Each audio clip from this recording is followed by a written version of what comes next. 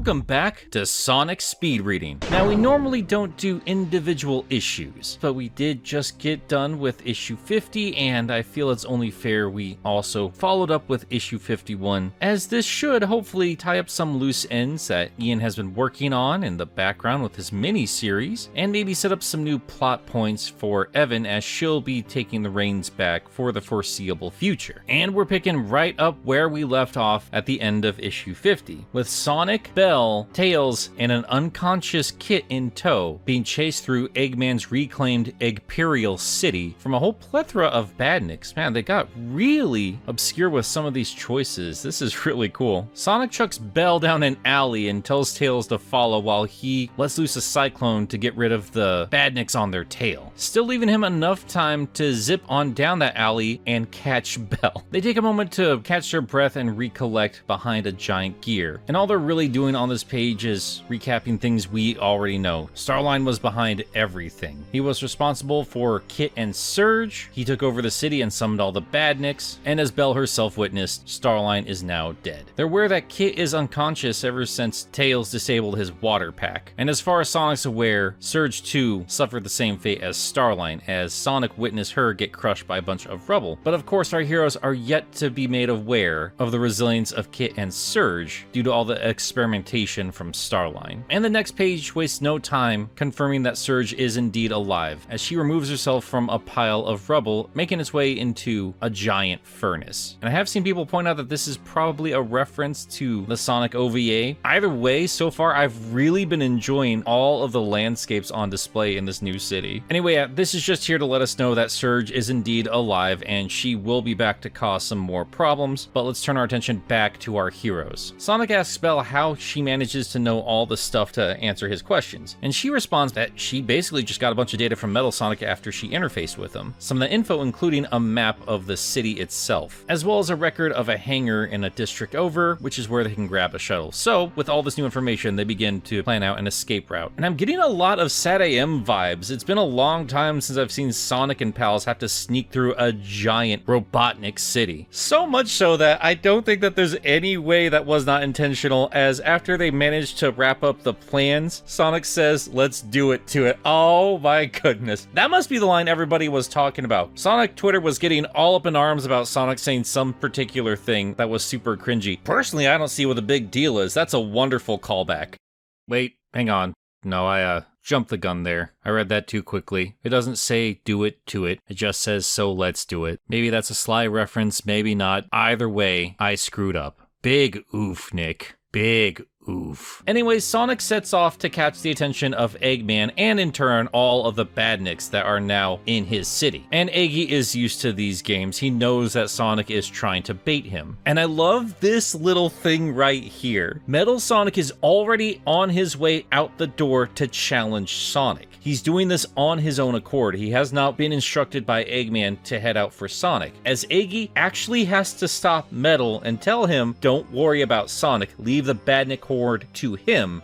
You are going to go find his friends." And the angry little robot actually clenches his fist. I absolutely love Ian's take on Metal. And another little note here, Eggy tells Metal to leave Belle intact, as she might prove useful, but I still say that part of Tinker's still inside him that doesn't want to ruin her. However, he tries to justify it. Back over to Sonic, who is now getting bored waiting around. He's greeted by a flying monitor with Eggman's face, with the two old rivals talking trash to each other, as the badnik horde has arrived on Sonic's location and they begin to tear down the tower he's standing on top of. This leads to a dialogue-free page of wonderful action as Sonic zips through a bunch of attacking badniks as he runs his way down the collapsing building. And I love that this is in line with Eggman, who just does not care about wrecking his own crap to get to the hedgehog. As all of that's happening, we go back over to Belle, Tails, and the unconscious Kit, as Belle waits around a corner as Tails takes out some badniks in front of them, completely unaware of a badnik right behind her, which gives her a fright. But as they have been this entire time, they completely ignore her, giving her a chance to warn the Fox of their approach. They make their way into a hangar where they find a mysterious ship of some sort. Belle places Kit into a seat while Tails gets to work on getting it up and running, but unfortunately, as we see at the end of the page, Metal Sonic has arrived in the bunker himself. Back over to Sonic, where we have Eggy still talking trash to him as he zips around some baddies and makes makes quick work of them, casually talking trash to Eggman, saying that this has been a fun jaunt down memory lane, as he's seen a whole bunch of Badnik models he's not trashed in a while. Oh no, including the turtles from Sonic Heroes. Oh, don't touch the turtles, Sonic, they're so cute. Even though it looks like Sonic has the upper hand with everything, Eggman has taken notice to him slowing down a little bit, even teasing that he might grab one of his mechas to join in on the fun. And while he doesn't confirm it out loud, he does unfortunately have to agree with Eggy that he is indeed running on empty after everything he's been doing leading up to this point. But thankfully, Tails has arrived on the scene, further offending Eggman as he's not keen on Tails stealing his stuff. And now that I have a closer look at that, I think that is the shuttle that carried the giant Death Egg robot from the end of Sonic 3 and Knuckles. Well, that's a lovely callback. We haven't seen one of those in a long time. This might actually be the first time we've seen this outside of the game, unless there's something from Fleetway I don't remember. Bella's worried that Sonic's not going to be aware of whatever Tails is up to, but these two have worked together long enough that Sonic knows what the fox is up to without ever telling the reader. But as Sonic makes his way to whatever rendezvous point he's heading to, it looks like Metal Sonic is matching him parallel towards the escaping ship. And as Sonic safely lands inside of the shuttle, he turns over to the Eggman monitor asking the good doctor if he had called off his badniks or had just given up. And Eggy just smiles, saying that he didn't want to rob Metal of his moment. As Metal Sonic, doing that sweet charge attack from Sonic CD, shoots through the shuttle, wrecking it in one go, sending it down back into the city. Oh look, there's another turtle robot. And while our heroes do indeed survive the crash, unfortunately, Sonic does take some damage, and he's no longer able to walk, let alone run. And as we can see in the last panel here, it looks like Kit has reawakened. And that, my friends, is where issue 51 ends. I'm gonna be honest with you guys, I was fully expecting Ian to wrap up all of these loose ends and leave everything at a status quo and just tease at potential returns of Surge and stuff like that. I thought Sonic and pals were gonna escape the city by the end of this issue, catch back up with Motobud, get him back online, and get everyone back to their homes and ready for the next adventure. What actually happened here was a setup for what looks to be a multi-issue plot about Sonic escaping from Eggman's new city. And if I had known that before I'd start recording, I probably would have waited a couple months to let this build up a little bit before we tackled it. But hey, since we're here, this was a lot of fun. This is the right kind of nostalgic callbacks to make. In one part, seeing a wide variety of badniks that we have not seen in any kind of media for a long time. And from the classic games, the earlier 3D games, more modern games, all of them meshed together. That was a really cool visual. And of course, I just was tickled pink at seeing that old S3K shuttle back in action. There's a lot of variety on display here, but it all feels distinctly Eggman, and I really appreciate that. And the city itself had a surprising amount of variety in its environments. This doesn't feel like any other city. This feels like Eggman City. It feels like it would fit in any Sonic game from any era and do just fine. And a special shout out to that furnace area where we found Surge. I really liked how that looked. And of course, Ian once again knocks it out of the park with Eggman. I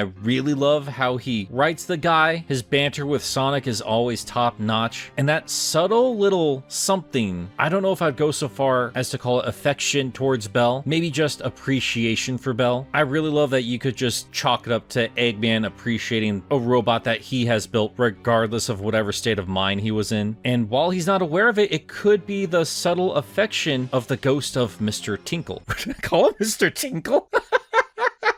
I'm sorry, I meant to say Mr. Tinkle. I did it again! Tinker! Mr. Tinker! Why am I giggling at the word tinkle? How old am I? Big oof, Nick. Big oof. And Metal Sonic, once again, so fantastic in his subtle visual cues. His little shaky fist, heading off to take on Sonic without permission, just assuming that he was going to be the one to take him on. The heroes were fine, but I'm always excited to watch Ian write the baddies. He does such a great job with them, especially. I will say, reading Bell, between him and Evan, it's fairly interchangeable at this point. And I gotta tell you guys, from the early days of Archie, there was so much tonal whiplash between all of the different writers back in the day, like to the point where even a little kid was noticing it, that little kid being me. So while this past year has been a little bit slower, it's obvious that Evan and Ian work well together as a team, and they make sure that they keep their characters and their stories consistent, and they, at least from what I can tell, seem to respect the other's work. And that comes through with the two different writers swapping places between different issues, which I'm really interested to see going forward. Like I was saying, I was expecting Ian to just wrap all this stuff up, but instead he basically just wrote the first chapter of this escape from the Eggperial City situation that Sonic is now in. Evan is going to be taking care of it going forward, so I'm interested to see what she does with the rest of this story. And as for the situation itself, I absolutely adore this. There are things I liked and didn't like from Sonic Sat AM when I was growing up. I understand why it has its own fan base and its own audience. It had a very distinct tone from everything else from the franchise. A lot darker, Robotropolis was super intimidating, and it felt like even a speedster like Sonic was in constant danger from this overwhelming threat. And that's not something you get from a lot of modern Sonic stuff. But I feel like IDW has managed to capture that and reincorporate that into more modern Sonic canon. And while they have made it its own, especially with the Metal Virus stuff, watching Sonic having to sneak is about as on the nose as it gets for a Sat AM callback, and I didn't realize how badly I wanted to see this scenario again in a Sonic narrative, even going so far out of its way to handicap Sonic a bit. Now, that doesn't replace the Freedom Fighters or the terrifying concept of robotization, and of course I miss the SWAT bots, but this is also exactly what I wanted when I was a kid. I wanted to see a Sonic Sat AM that actually had more elements from the games. And while Eggman is far sillier than Sat AM Robotnik, the SWAT bots look far more intimidating than a lot of animal robots, and robotization is just off the table entirely. They still managed to capture a lot of that old spirit, and it's good to see it again. It's good to see the Badniks actually be a legitimate threat, and it sure as hell is great to see Metal Sonic in this environment as well. They offended me quite a few times on that old show. I was so desperate to see Metal Sonic. This issue just reminded me what I appreciate about Ian's writing, especially his Archie days when he had a little bit more freedom, and that is reincorporating elements from different Sonic canons that you would assume would not fit together whatsoever, and then making them make sense, and even taking it a step further and Sonicifying it a bit, aligning them closer to the iconic game designs. And he managed to make me think of Sonic Sat AM without ever once using a Freedom Fighter or a SWAT bot. This is just a reminder to me that even if you don't like different elements of different Sonic canons, if you keep an open mind, you can have a lot of fun with it. So yes, again, I genuinely hope we get the Freedom Fighters and some of the Fleetway characters somewhere along the line, because I know it will be in capable hands. And honestly, while it did catch me off guard, I'm glad to know that they are not wrapping up this scenario with this issue. I want to see this city further explored. I've said it time and again, if there's an issue I have with IDW Sonic over anything else, it's the lack of iconic locations. I'm not even talking about the games, there just haven't been a whole lot of spots here that made this world feel lived in and unique. They're slowly adding those things in here and there, but I really hope that this is a proper, fleshed out Eggman base. I would love to see this universe's version of Robotropolis, and I'm hoping that's what they're setting this place up to be. Issue 52 is where we switch back from Ian Flynn to Evan Stanley, providing not only the script, but also the art, with inks by Rick Mack and Maria Keene, colors by Reggie Graham, letters by Sean Lee, with editors Riley Farmer and David Marriott on board as well. Things pick up right where 51 ended, with our heroes crawling out of the wreckage from their failed attempt to leave the Eggperial City, with Metal Sonic standing waiting to attack Bell, Tails, and a wounded Sonic. As Metal charges up for an attack, Sonic tells him they got to move, but Tails, remembering that Kit was also with them, quickly runs over to grab the little blue fox and pushes the entire group out of the way of Metal's attack. From there, they make their way to a narrow alleyway, as Metal won't be able to reach top speed in such a tight corridor. They make their way over, and Tails does his best to figure out an escape route. He didn't get a great look at the layout from above the city, but the smart little fox still has some bits and pieces, so he has a general idea of where they should go. He tells them to take a left, but they're immediately met by Metal. Bell begs the robot to stop, saying he doesn't have to do this, but of course, course, the angry robot hedgehog takes no heed. And even though Sonic is injured, him and Tails still work together beautifully as he instructs the little fox to send him up towards a bit of cargo, which Sonic knocks over with his good leg, temporarily incapacitating Metal. They move out of the alleyway to some crystals that Tails recognizes, so they're at least on the right path. Unfortunately, Kit has finally woke up and begins to flail in a panic, knocking himself loose from Bell. Tails tries to calm him down, but all Kit seems to care about is finding Surge. But before they can catch the little blue fox up to speed, Sonic hears a commotion from the darkened alleyway. Metal is going to soon be upon them again. In Sonic's current condition, he doesn't stand a chance against his doppelganger, and as capable as Tails is, it's very unlikely he and Bell stand much of a chance either. So Sonic takes charge of the situation and just lays it out to Kit how it is. And as we've already found out, Kit responds well to authority. So Sonic tells him that Kit is the only one that can save them, that can get them out of the situation. And Kit immediately agrees, but he needs to find some water to recharge his pack. Thankfully, the canisters next to them hold a great deal of water, as we find out as Bell kicks them wide open. And just in time as Metal comes launching out of the alleyway like a hog out of hell. But Kit, who now has someone new to protect, gives it his all, tangling Metal up in water tendrils while sending others into the crystals, cracking them and sending them crashing onto the confused robot. From here, the comic switches its focus back over to Surge, and if you remember from issue 51, after she woke up from her fight with Sonic, she found herself among piles of discarded robot bits and other sorts of trash, all going into an Eggman-faced furnace. As she climbs the mountains of trash, dodging plows and the like, she comes across the discarded glove of Dr. Starline. Remember, this comic still has to be made for kids, so they have to be clever in the ways they tell the reader and the characters that someone has died. And this scene is here to let Surge know that Starline is no more. Now, you could argue that a discarded glove without a body means he could have just dropped it and made his escape, and they certainly could use that later on down the line if they wanted to bring it back. But in terms of the narrative right now, this is here to let Surge know Starline is gone, and in turn that means she should technically be free. She no longer has to worry about the control of the platypus. She throws the glove into the furnace, indicating she is really and truly done with Starline and is ready to move on to build her own story. Or at least, that's what she thinks. Because as we see on the very next page, as she jumps off of one of the plows towards one of the trash chutes, she tells herself that she will become stronger than even Starline could imagine. She still has Starline on her mind, even more than she realizes right now in this moment. A little while later, she finds herself in the same room as Cubot, who unfortunately can't put up much of a fight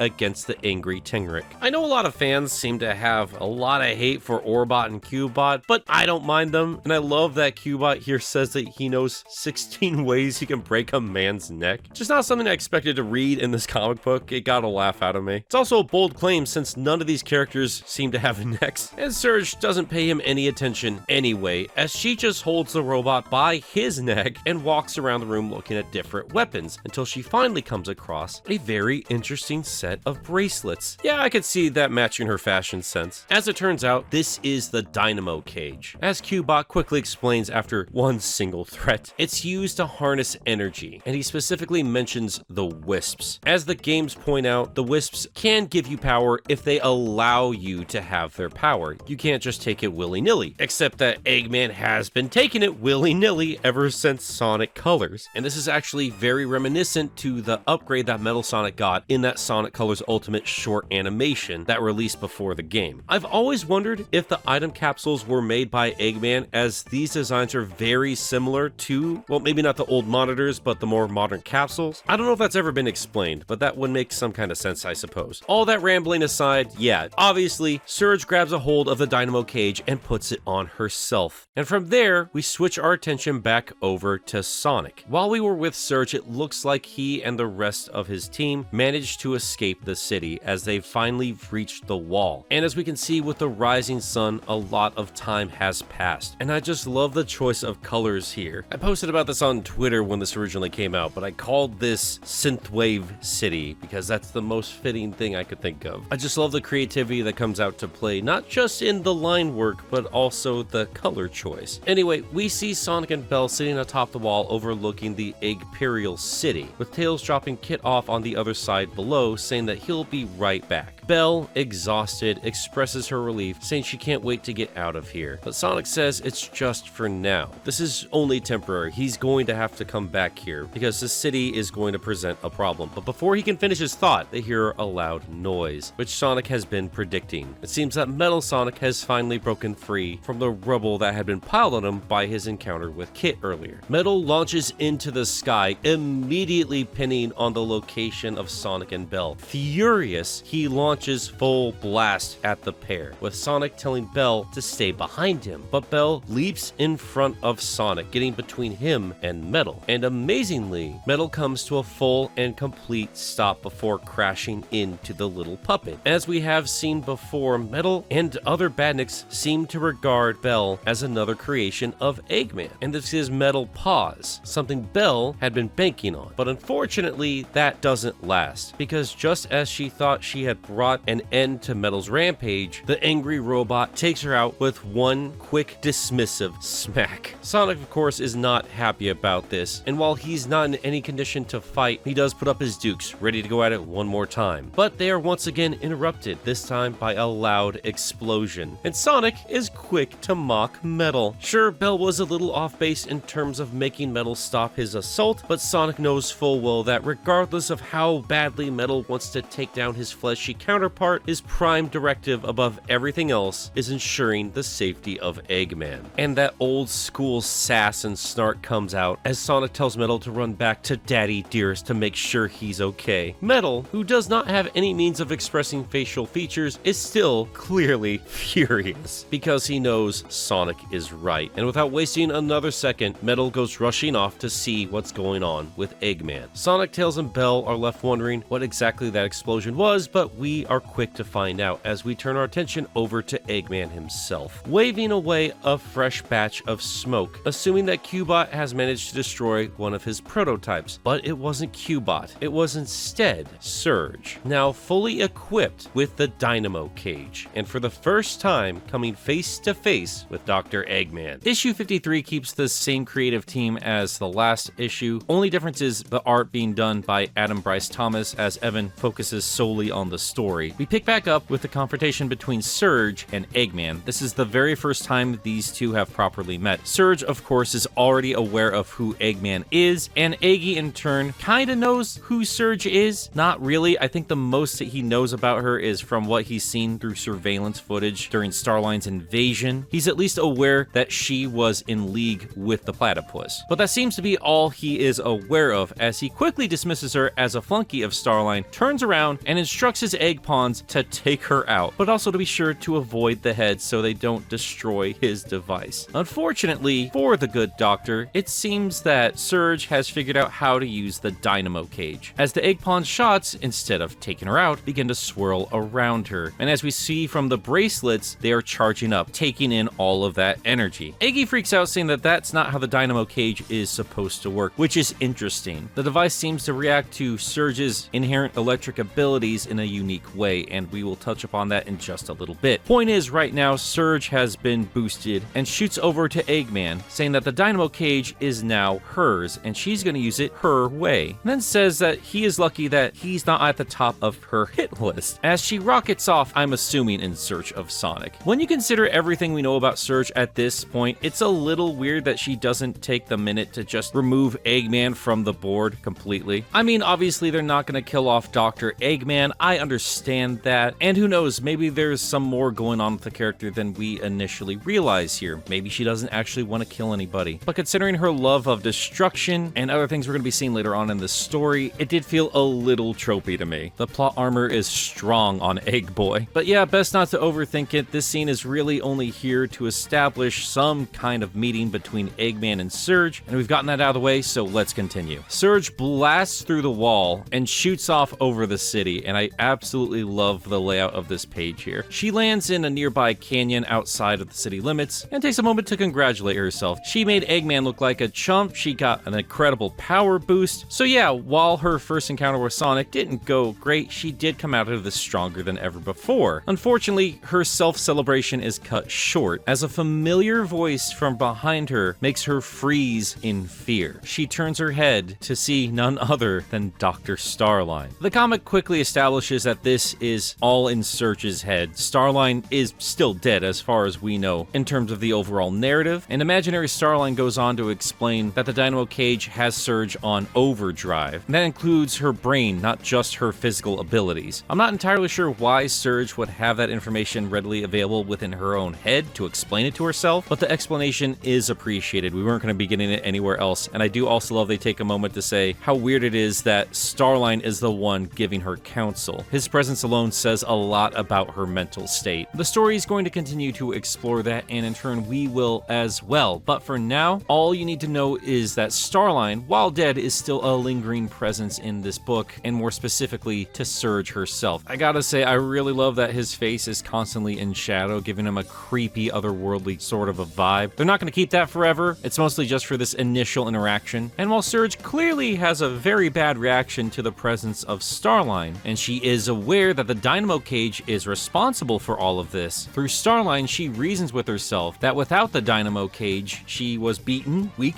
and alone. She needs this amplified boost of her abilities. And she ends the interaction with Starline by sending off a giant electric blast. But that's probably not the last time she's gonna see him. We jump to the next day where we see Sonic, Tails, Kit, and Belle all hanging out in Tails' workshop. Tails has bandaged up Sonic's busted knee. Belle continues to work on the damaged Motobug buddy, who, if you might recall, got busted up on that initial trek to the Eggperial City. And poor little Kit just does his best to remain useful to somebody. He asks Sonic if he needs more ice or bandages, and even though Sonic says that Kit can chill out, it's clear that the poor little fox is nervous and worried about doing better or just being useful to someone else. So Sonic gives him something to do and asks him to put away the first aid stuff. While Kit is in the other room, Tails and Sonic have a quick chat, with Tails asking what they're going to do about Kit. And Sonic decides that the best thing to do is tell him the truth. And if you recall, the truth as they perceive it is that Starline and Surge are both dead. Neither are familiar with the quick recovery that Surge has built into her. So as far as Sonic is concerned, when she fell down that giant hole, that was the end for her. And as you can imagine, when that is then passed on to Kit, it destroys his entire world. His entire identity was wrapped around Surge. And even while Sonic is telling Kit how brave she was and that Starline also bit the bullet, his whole world begins to fade away. The comic does a brilliant job showing you how devastating this loss would be for him. It's absolutely heartbreaking. Of course, we know that's not true as we turn our attention to Central City, where Surge is no longer hiding. She is just decimating the streets, using her electric powers to make cars hover in the air as lightning shots begin to attack the surrounding civilians. Thanks to the Dynamo Cage, she can connect directly with the electric power of the city itself, as we see her connected via wires to a nearby light pole. But that connection is severed with the arrival of Whisper. A fight breaks out between these two, and it's pretty awesome. As quick as Surge is, she is dodging for her life as Whisper dodges around her every attack and puts the Tenrec on defense, all while once again making the Wisps look cooler than they ever did in the games themselves. Between the onslaught of Whisper's abilities and the Dynamo Cage draining her powers faster than ever before, Surge quickly runs out of energy, leaving her with no other option but to hide behind a trash can. And while she ponders how to get more energy, she remembers her encounter with Eggman and his pawns, and decides to take a gamble. She rushes towards Whisper, taking a blast from her Wispin head on. And just like with the egg pawns, the Dynamo Cage allows her to just straight up absorb the energy. Turns out she was dodging those attacks for nothing. They're not going to have any effect effect on her. All that energy is just going to be absorbed straight into Surge. And from there, she goes on the offense, pinning Whisper down and systematically stealing every single wisp she gets out of the Wispin. Starting off with the pink spike, giving her a new sort of a pink form. I know it's not technically a super form, but it looks awesome. Whisper takes out the blue block ability and attempts to smash Surge right in her face, but again, it has no effect. Surge, with the amplified pink wisp ability, stops the hammer attack mid-air and sends Whisper crashing into the ground, taking the blue block ability for herself. Around this time, Jewel calls up Tails, informing him and Sonic of some craziness happening in Central City. She never flat out says that it's Surge attacking, as it seems that there are conflicting reports coming out from the city, but Sonic and Tails decide to go help and see what they can do about whatever is happening at Central City. Belle decides to stay behind and look after the curled up little Kit, and that has to be the sweetest, most heartbreaking thing I've ever seen in this comic. Oh my goodness. When we turn our attention back to Whisper and Surge, it seems that Surge has collected all but the cyan wisp, as she's now glowing multicolored. Unfortunately, it's not a hyper form, but it still looks pretty cool regardless. Surge stands over the defeated Whisper, mocking her, asking her how she'd like to go out, letting her pick which of her friendly wisps are going to destroy her. But even without her Wispin, the wolf is still a highly trained specialist. She picks up a sharp scrap from her busted gun and attempts to shiv Surge. Considering how fast Surge is, obviously she dodges every single one, but Whisper is still pretty quick, all things considered. So Surge slams a blue block onto the wolf, pinning her down, ending her final attack. She attempts to mock the wolf again, but the imaginary Starline comes back in to mock Surge directly, saying that even with all that pilfered power, she's still a mess, but at least a consistent mess. The Starline hallucination distracts Surge long enough for Sonic and Tails to get close enough to get Whisper out of the way, and when Surge comes out of it, she turns around to find herself face to face with Sonic yet again. The two begin to battle as Tails walks Whisper away from the fight, and as soon as they find somewhere safe, Whisper breaks down, saying that she needs her wisps back. Deadly as she is, we are already well aware of how much she cares for the people closest to her, so yeah, this reaction is not remotely surprising, the poor little thing. Tails promises that they will save them, but we turn our attention back to Belle and Kit, who is no longer completely curled up, and as we see an eye peek out over the covers, taking in some of the news that Belle is watching. Again, we still have not had it reported that this is Surge herself, so he's not aware of that, but he thinks he can be useful to Sonic, so he begins to head out. Belle attempts to stop him, and Kit says that he was made for Surge, but she's gone, so Sonic can use him instead. Kit has already lost Surge, and he won't lose Sonic. He can't. And with that, the water tendrils come out, and he begins to attack Belle. But with a yank of her tail, she springs out of the way, but unfortunately, that's not good enough, as Kit pins her under a pile of debris. And with that, he takes his leave, and that is where issue 53 ends.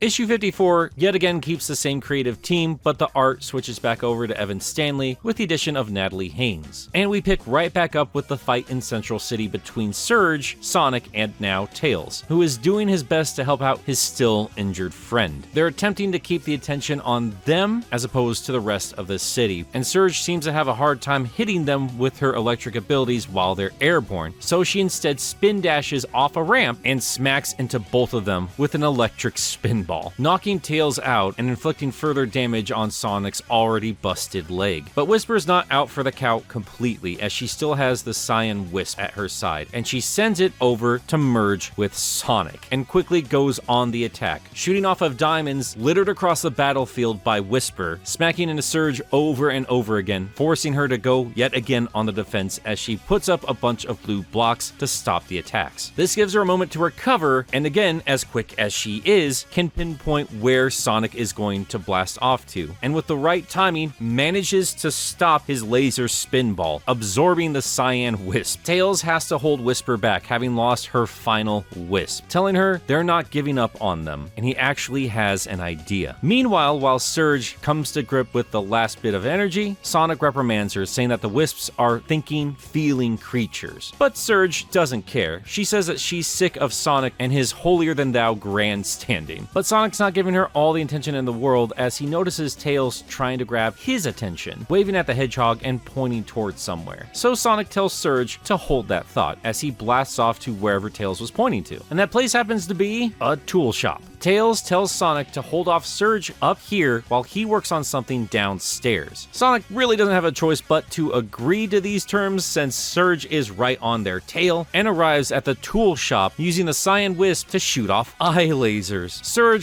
mocks Sonic, asking where that swagger was that she saw back in Eggman City. She conveniently slips on a bunch of nuts and bolts scattered across the ground, and Sonic shoves a bucket over her head. Considering how giant the heads are of all these characters, I guess that would be a bit of a problem, and Sonic uses that momentary distraction to meet up with Tails down in the basement, who has quickly assembled a bunch of appliances together and then sneaks up on the rampaging Surge as she heads downstairs after Sonic and attaches a couple of jumper cables to the dynamo cage. This makeshift setup is here to drain Surge of her powers. She still resists, sending off a giant blast of energy, but it's too much for the Tenrec, and she blacks out. Sonic attempts to leap over one of the busted appliances to get over to Surge to remove her from the dynamo cage, but he trips up on his busted leg, leaving him out for the count. Tails says he has it, but he turns his head up to see Kit, horrified at the scene before him. Sonic begs Kit to remove the ring from her head, but Kit is not hearing a word of it. As far as he's concerned, Sonic lied about Surge surviving. He shoots off a water tendril into Sonic, exclaiming that he lied about Surge and that he couldn't kill the Tenrec when he first attempted to, and he was trying to yet again. Kit then sends off another flurry of tendrils towards Sonic, but they're blocked by Tails. This causes Kit to pause for a moment and ask Sonic why he would ever bother with Kit when he already has Tails. Kit then readies up for yet another attack, and Tails tells Sonic to stand back. He's got it. But we are once again only teased with a fight between Kit and Tails as Surge wakes up and grabs the attention of Kit. And of course, that is Kit's top priority as he picks up Surge and makes his leave, telling Sonic and Tails not to follow them. From there, it's basically wrap up for this particular story. Later on, Sonic and Tails return to the workshop and release Belle from her prison under the debris. And they also brought along Whisper, who is just hiding in a corner, cradling her busted Wispin. So yeah, our heroes are a bit worse for wear after all of this. Sonic's leg is pretty busted, Whisper's Wispin is destroyed, and all of her wisps have been kidnapped by the revived Surge. And where they were once going to make friends with the little Kitsunami, it's clear he now sees them as enemies. But even with these dour circumstances, Sonic remains positive, saying his leg will heal quickly and they will soon rescue the Wisps, with Belle offering to fix up the gun. We then turn our attention to Eggman, Orbot, Cubot, and Metal Sonic. And here they drop a couple of interesting little Easter eggs or potential hints at future stories. Remember, Cubot and Surge had met in a room full of prototypes, and Eggman had instructed the two little robots to take inventory of that room. And here they list off some interesting things, saying that the new conch prototype had been smashed, and for those of you that don't know, the conch is what Eggman used to control the Zeddy back in Sonic Lost World, and I wonder if this is implying that Eggman himself is the one that created that first conch, or maybe he's just building a replica of the original one. Don't know, but that's still pretty cool. They then say that the E200 schematics were destroyed, hinting at some potential sequel bots to the ever-popular E100 series of robots from Sonic Adventure, then that half of the spare Eggmobile drives had been fried, ending with an adorable little Easter egg saying that Surge had stepped on Cubot's mint-condition Cyber Singer Mika 10-inch figure. This, of course, is a reference to the ever-popular Vocaloid, but Eggy can't be bothered with any of that. While he's fixing up Metal Sonic, all he can think about was how Surge managed to do it. How did she manage to control the dynamo cage? He says that whatever tech the platypus stuffed in her clearly is having a radical effect on his initial design. He then declares that he must find out. He's putting off every other plan he has because if this pays off, it could change everything. And he instructs Metal to follow along as they will be going hunting. We finally turn our attention to Kit and Surge, finally reunited, with Surge waking up in their original bunks where they were raised, in Starline's base. Kit didn't know where else to go where they would be safe, so obviously this was the only choice. But the imaginary Starline is still present as he creeps up from behind Surge, saying that nowhere is safe for her. This causes her to freak out, leaving Kit very confused. Surge backs up into a corner as the imaginary Starline continues continues to jeer, telling her that she's right back where she started, and he had built her body, he has shaped her mind, and she will always belong to him. But the illusion is broken by Kit running up and embracing her in a hug, saying that he is sorry for leaving her, he didn't know, asking her not to be upset. After a moment, Surge pushes him off, saying, yeah, just don't do it again, and not to worry, because they will make their enemies pay.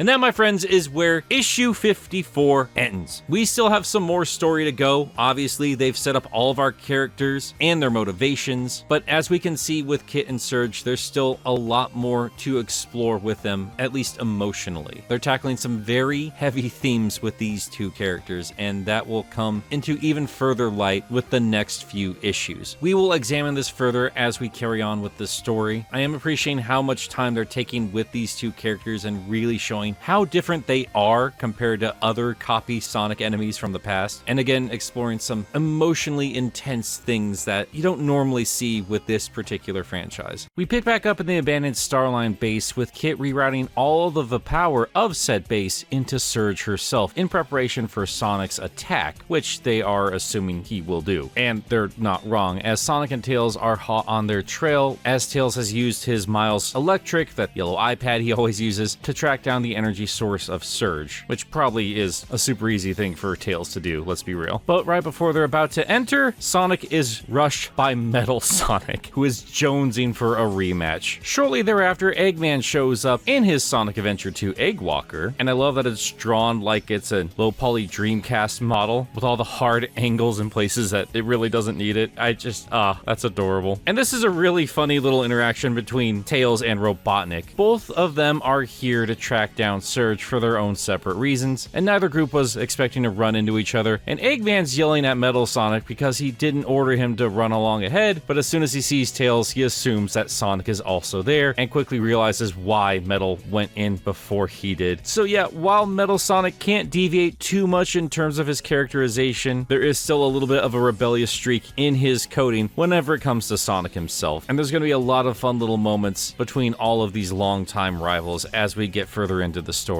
But we catch up to Metal and Sonic as they are bouncing around a factory floor, with Sonic sassing as usual, but once again we're seeing him treat Metal like his own person, not just a piece of machinery, as he does bring up the brief pause Metal had when he encountered Bell. And Metal responds by slamming Sonic into the side of a cargo crate. And I just noticed this, I've read this issue like 3 separate times, but I just noticed that there's one of the SA2 Chow boxes in the background here. That is fantastic. But the battle is interrupted by the arrival of Tails, who explains that he just ran into Eggman. And then the comic cuts back to just a few moments earlier, as Eggy and Tails had been running together down the abandoned hallway, with Tails having just gotten a little bit ahead of our Mad Doctor. And while he's alone, he laments over the changes Starline had made to the floor plan of his factory. Remember, this once belonged to Eggman, but during the Bad Guys miniseries, Starline had taken this over without him ever noticing. The platypus had correctly assumed that Eggy had so many of these places he wouldn't notice one of them being taken off of his directory. Anyway, Eggman says that he can at the very least still track his dynamo cage, but notices its location is showing it's right on top of him. And we pan up to see Surge. And Eggy, not being an idiot, pulls out his classic Glock and tries to ice the Tenrip.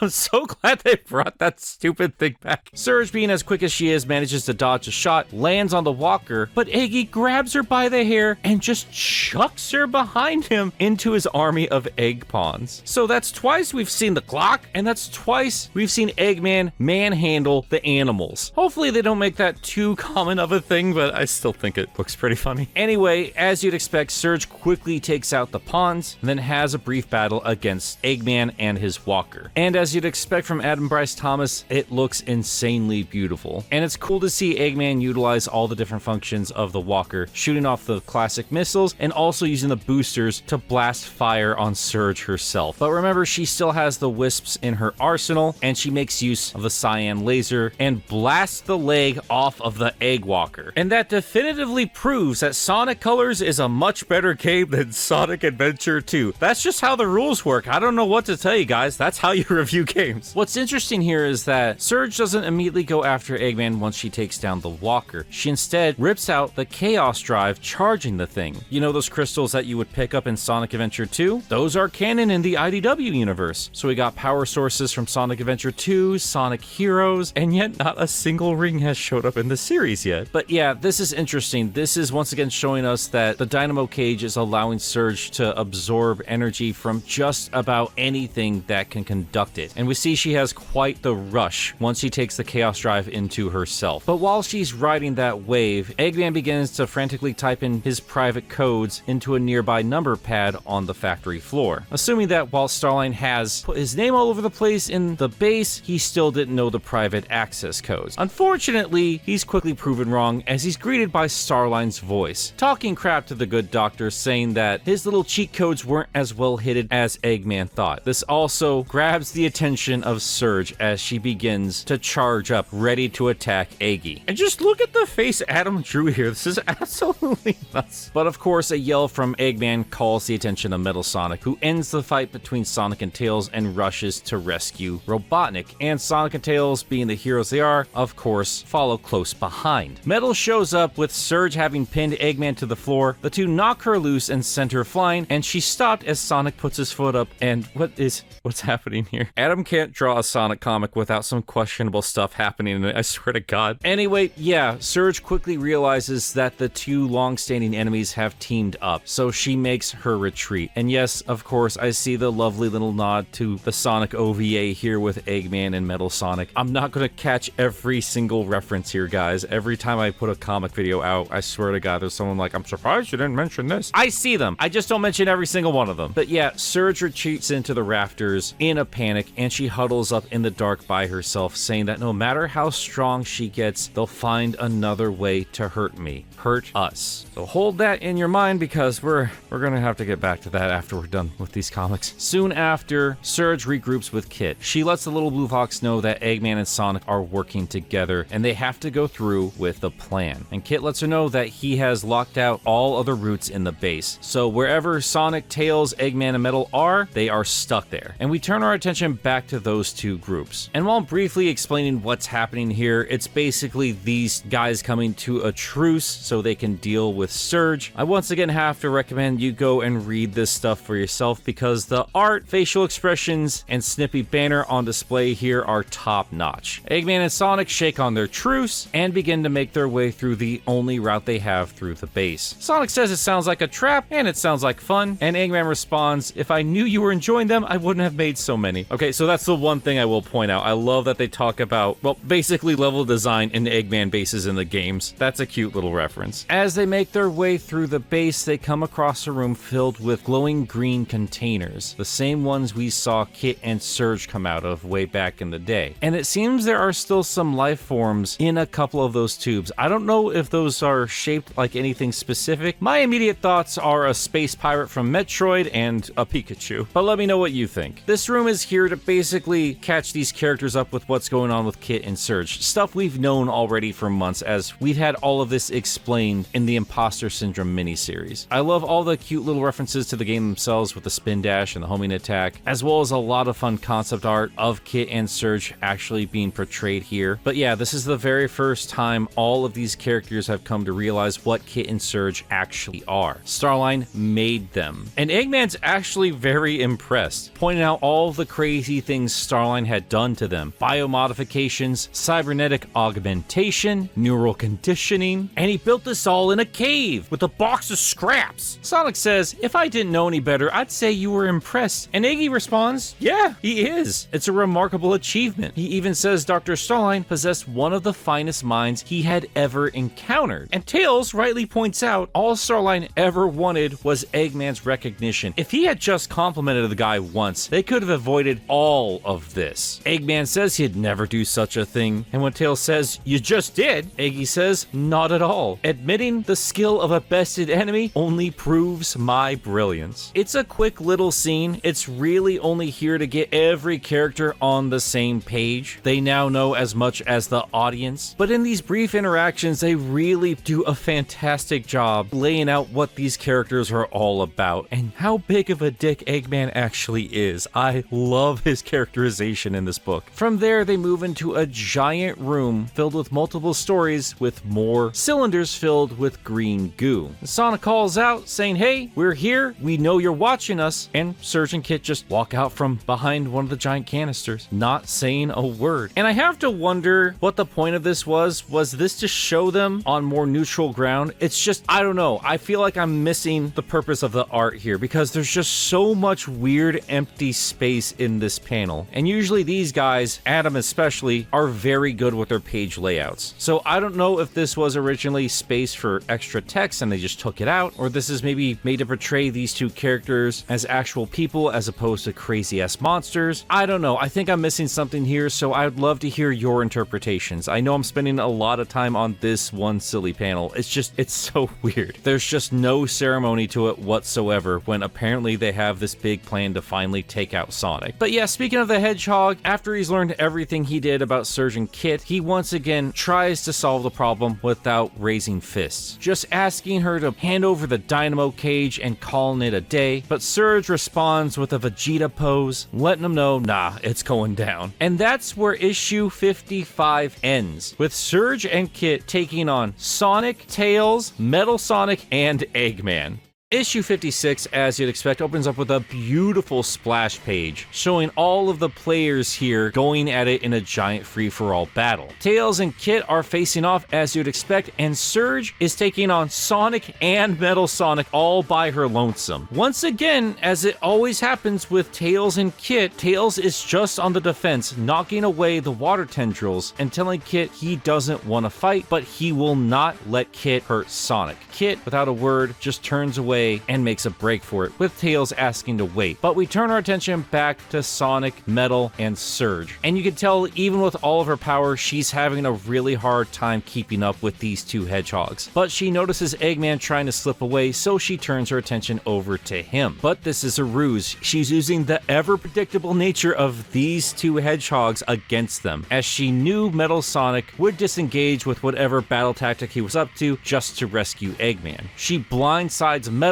grabs him by the leg, and smacks him into Sonic, sending him into one of the cylinders, cracking it, and liquid slowly begins to pour out. And Metal responds in kind, bringing up yet another Sonic adventure to reference by putting up the Dark Shield, trapping Surge's hand within it. And while it does look painful, unfortunately it is attached to the dynamo cage, and she uses it to absorb the power of the Dark Shield and Metal himself. With the robot down for the count for now, she turns her attention back to Sonic. She charges full blast at him, but he moves out of the way just in time. And the impact she leaves crushes a ton of the cylinders and the structure of the room itself. The room is beginning to fill with water, and Eggman tells Sonic he might want to get out of it. Sonic says, yeah, I might not be a great swimmer, but I'm not going to drown in a puddle. But that's not what Eggman means, as Surge begins to charge an electric attack. But before she can hit Sonic, he is saved by none other than Dr. Eggman. Once again, I think this shows a very interesting dynamic between these two longtime rivals. I think deep down, Eggman doesn't actually want Sonic to die, but then again, we actually don't need to look that deep into it. He doesn't have any other line of defense with Metal out of the picture, and he knows Sonic is not gonna let Robotnik die. So saving his ass just makes sense. He tells Sonic to keep her busy while he repairs Metal. And Surge, while looking more and more exhausted, now is showing two Wisp powers at once. But Sonic once again tries to calm her down by speaking reasonably. Once again, now that he knows what she's endured, at least through the few notes that he saw in Starline's office, he's far more sympathetic to her plight. Unfortunately, it doesn't seem like he's getting through to her, but thankfully Tails is having better luck with Kit. He explains that he has read through Dr. Starline's notes and apologizes, but it doesn't justify anything that's happening. Surge is hurting people, she's hurting herself, and Kit knows that's not okay. He hasn't said a single thing so far in this particular issue, and I think that goes to show just how conflicted he is with what's going on with Surge. He's doing his best to help her out, but at the same time, he understands just how much she's hurting herself. And having realized that ultimately what she's doing is bad for herself, he calms down. And that's where the conflict between Tails and Kit ends, but that's not the last we're gonna see of Kit in this issue. But we turn our attention back to Sonic and Surge, who is implementing even more wisp powers all at the same time, and it's taking its toll. Sonic zips around, saying that he understands what happened to Kit and Surge is seriously heinous, and Surge says, "You think that makes that better? You think we'll be friends?" And Sonic once again tries to point out that he has had friends who have tried to kill him before, but Surge is not hearing any of it. She doesn't want pity, she doesn't want friendship, she just wants Sonic gone. And Sonic asks, why? Starline's gone. That was his mission. She doesn't have to do anything. Freedom is right there, waiting for you. Just take it. And she responds with a quiet, "I can't." She closes her fists, removing the blocks that she had generated that Sonic was sitting on, sending him crashing into the water below. She electrocutes Sonic and pins him down, saying, "You don't get it. I was built to live in your shadow. It's in my blood, my bones, my brain. There is no freedom for me, not while you're still alive." And she overloads the dynamo cage, electrocuting the living crap out of Sonic. Straight up killing him. But, he's died a few times. He's just fine. But yeah, no, really, his heart has to have technically stopped for a quick second there. But to no one's surprise, he shortly recovers, waking up to seeing all of the wisps now free from the dynamo cage, and poor Surge having finally collapsed, overloading all of that power. It seems the conflict is finally over, but unfortunately, Eggman has returned with the recharged metal Sonic, and he tells the robot to collect the dynamo cage and the Tenric, breaking the deal he made with Sonic. But before Metal can do anything about it, he is smacked aside by a giant rush of water controlled by none other than Kitsunami. He has finally made his way to the battlefield, and slowly he absorbs all of the water around him, forming up around all of the fighters. And finally, for the first time in this issue, he speaks, responding to Sonic, saying he didn't do this for him. Kit says, "I know what's going on here. I've seen it before.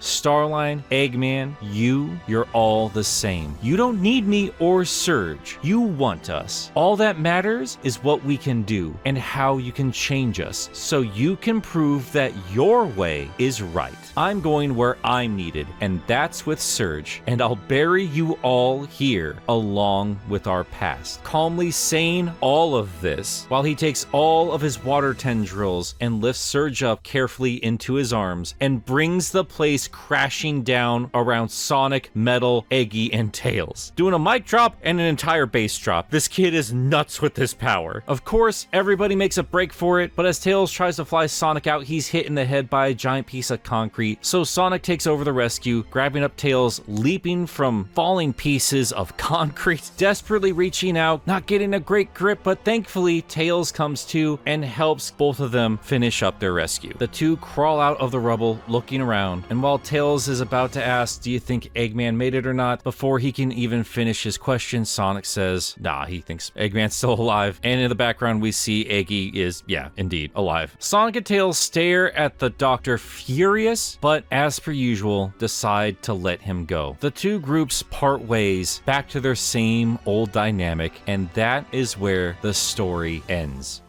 Alright, we've gone pretty non-stop just catching up with the last batch of issues, and on its surface, it's just fight after fight, every battle escalating with barely any breathing room between bouts. In that sense, it reminded me of some of Ian's early work on Archie, which featured, interestingly enough, Scourge. It felt like every time this green hog showed up, there would just be battle after battle, but that's as similar as these stories get. But I bring them up because Surge is generally considered a repurposed Scourge, but I think here in Evan's story, Surge has once and for all shown us that she is her own character, even while serving the purpose of being, once again, another clone of Sonic. That, ironically enough, actually helps define her in ways that the likes of Scourge never could have been, and Metal and Shadow, quite frankly, should have been. And divorced from all of that, Evan is using both her and Kit to explore some incredibly heavy themes and emotions. Things that, yeah, Archie has attempted to do here or there, and usually in horrifically poor fashion, but all these years later, I feel like the IDW team has handled these heavy themes quite gracefully. So we're gonna take some time on the back half of this video to talk a little bit more about all of that. But first, let's get some of the other stuff out of the way. As per usual, the art between Evan and Adam is simply stellar, intricately detailed and laid out, and as I said much earlier on, Adam's getting some crazy faces in some of those panels, and they're bound to get some Twitter circles all hot and bothered, bless them. Both Evan and Adam are some of the best Sonic comic artists we've ever had. I know I've mentioned that before, and I will keep laying praise on thick because I'm tired of people whining about how round Sonic's quills are. You stupid kids. You dumb, stupid,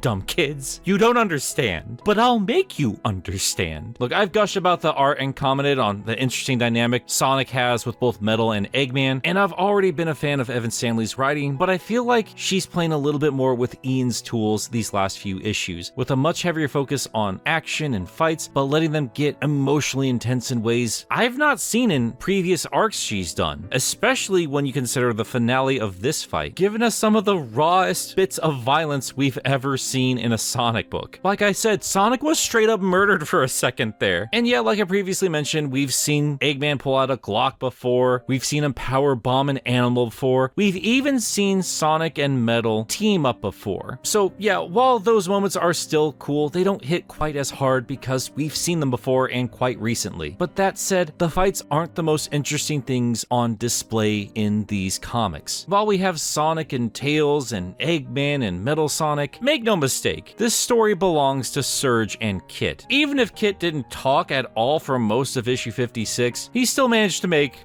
a big splash. Horrible jokes aside, I did mention up front that this story wasn't gonna be a pretty one. We're gonna talk about some unpleasant things for a little while here. Things that, well, if you've read these issues for yourself and you've experienced some nasty things in your life that this comic's alluding to, you probably don't need me to explain the themes to you. So if you gotta end your journey with me at this point, I don't blame you in the slightest. And I should also clarify for myself, I'm not speaking out of personal experience. This is a mix of my own interpretation for what the writing has on display here, as well as what I've gathered from conversations with people that are close with me, people that have dealt with some really terrible stuff in their lives. And while I'm not going to name names, I am going to drop a couple of quotes that really inspired me while I was discussing this particular comic book. But yeah, I know I'm rambling a little bit here, I know I'm giving a bit too much of a forewarning, but I wanted to be upfront with all of this and discuss it because I still too often see people with the most surface level takes on these characters, and honestly, the things they're talking about here don't really need a lot of digging to get to. I think the themes explored here are far more important than whether or not Sonic and Surge should kiss, or comparing power levels, or she really shouldn't be able to beat Metal Sonic, or this or that and the other. I don't care about any of that. It's cool, I like the fights, but it just doesn't matter. Surge and Kit aren't here to be another scourge. They aren't meant to represent what Sonic and Tails would be if Uncle Ben hadn't told them about great responsibility, or whatever that whole thing was. These two are victims of extreme, prolonged abuse. And with a cover of silly sci-fi tropes, we are shown what that does to a person. They are robbed of their identities, molded by abuse, and turned into something new, something they're ashamed of. They are defined by their pain. And the story shows us that even when you can escape that abuse, that torture, you can come to the horrific realization that you don't just jump back into a life and identity you left behind. Sometimes there's nothing to escape to. For a lot of survivors, that abuse is all they have ever known, and without it, they don't know what they are. And when all you know is a lot of pain, your senses can be dulled to the point where you need to go to extreme measures to feel just about anything. That can lead down the path of substance abuse, which is what the dynamo cage represented for Surge. And as my friend pointed out, and I didn't catch this, even the name Dynamo Cage is very telling. It is a cage, one of your own making, but a cage all the same. You go from one prison to another. Yeah, that's right, Surge is getting high off of wisps. And they make it abundantly clear that she is getting high with the art on display here. Amplifying her body and mind might seem great at first, but it always leaves you wanting more and wanting stronger doses, always chasing and never satisfied. As these issues progressed, we saw Surge become more and more extreme, going down a path of self-destruction, one that Kit, who is literally programmed to be loyal to her, is even noticing. And while it was cool seeing these fights escalate, by the time time we get to that panel of Surge closing her fist and for the first time showing a sense of calmness, this sad acceptance that she can never escape this, it just broke my heart. That's one of the most powerful panels I've ever seen in any Sonic comic. But hey, if there is anything positive we can take away from all this real bummer stuff we're talking about today, it's the relationship forming between Surge and Kit. I'm not talking about a romantic one, I just mean the genuine love between these two characters. At first,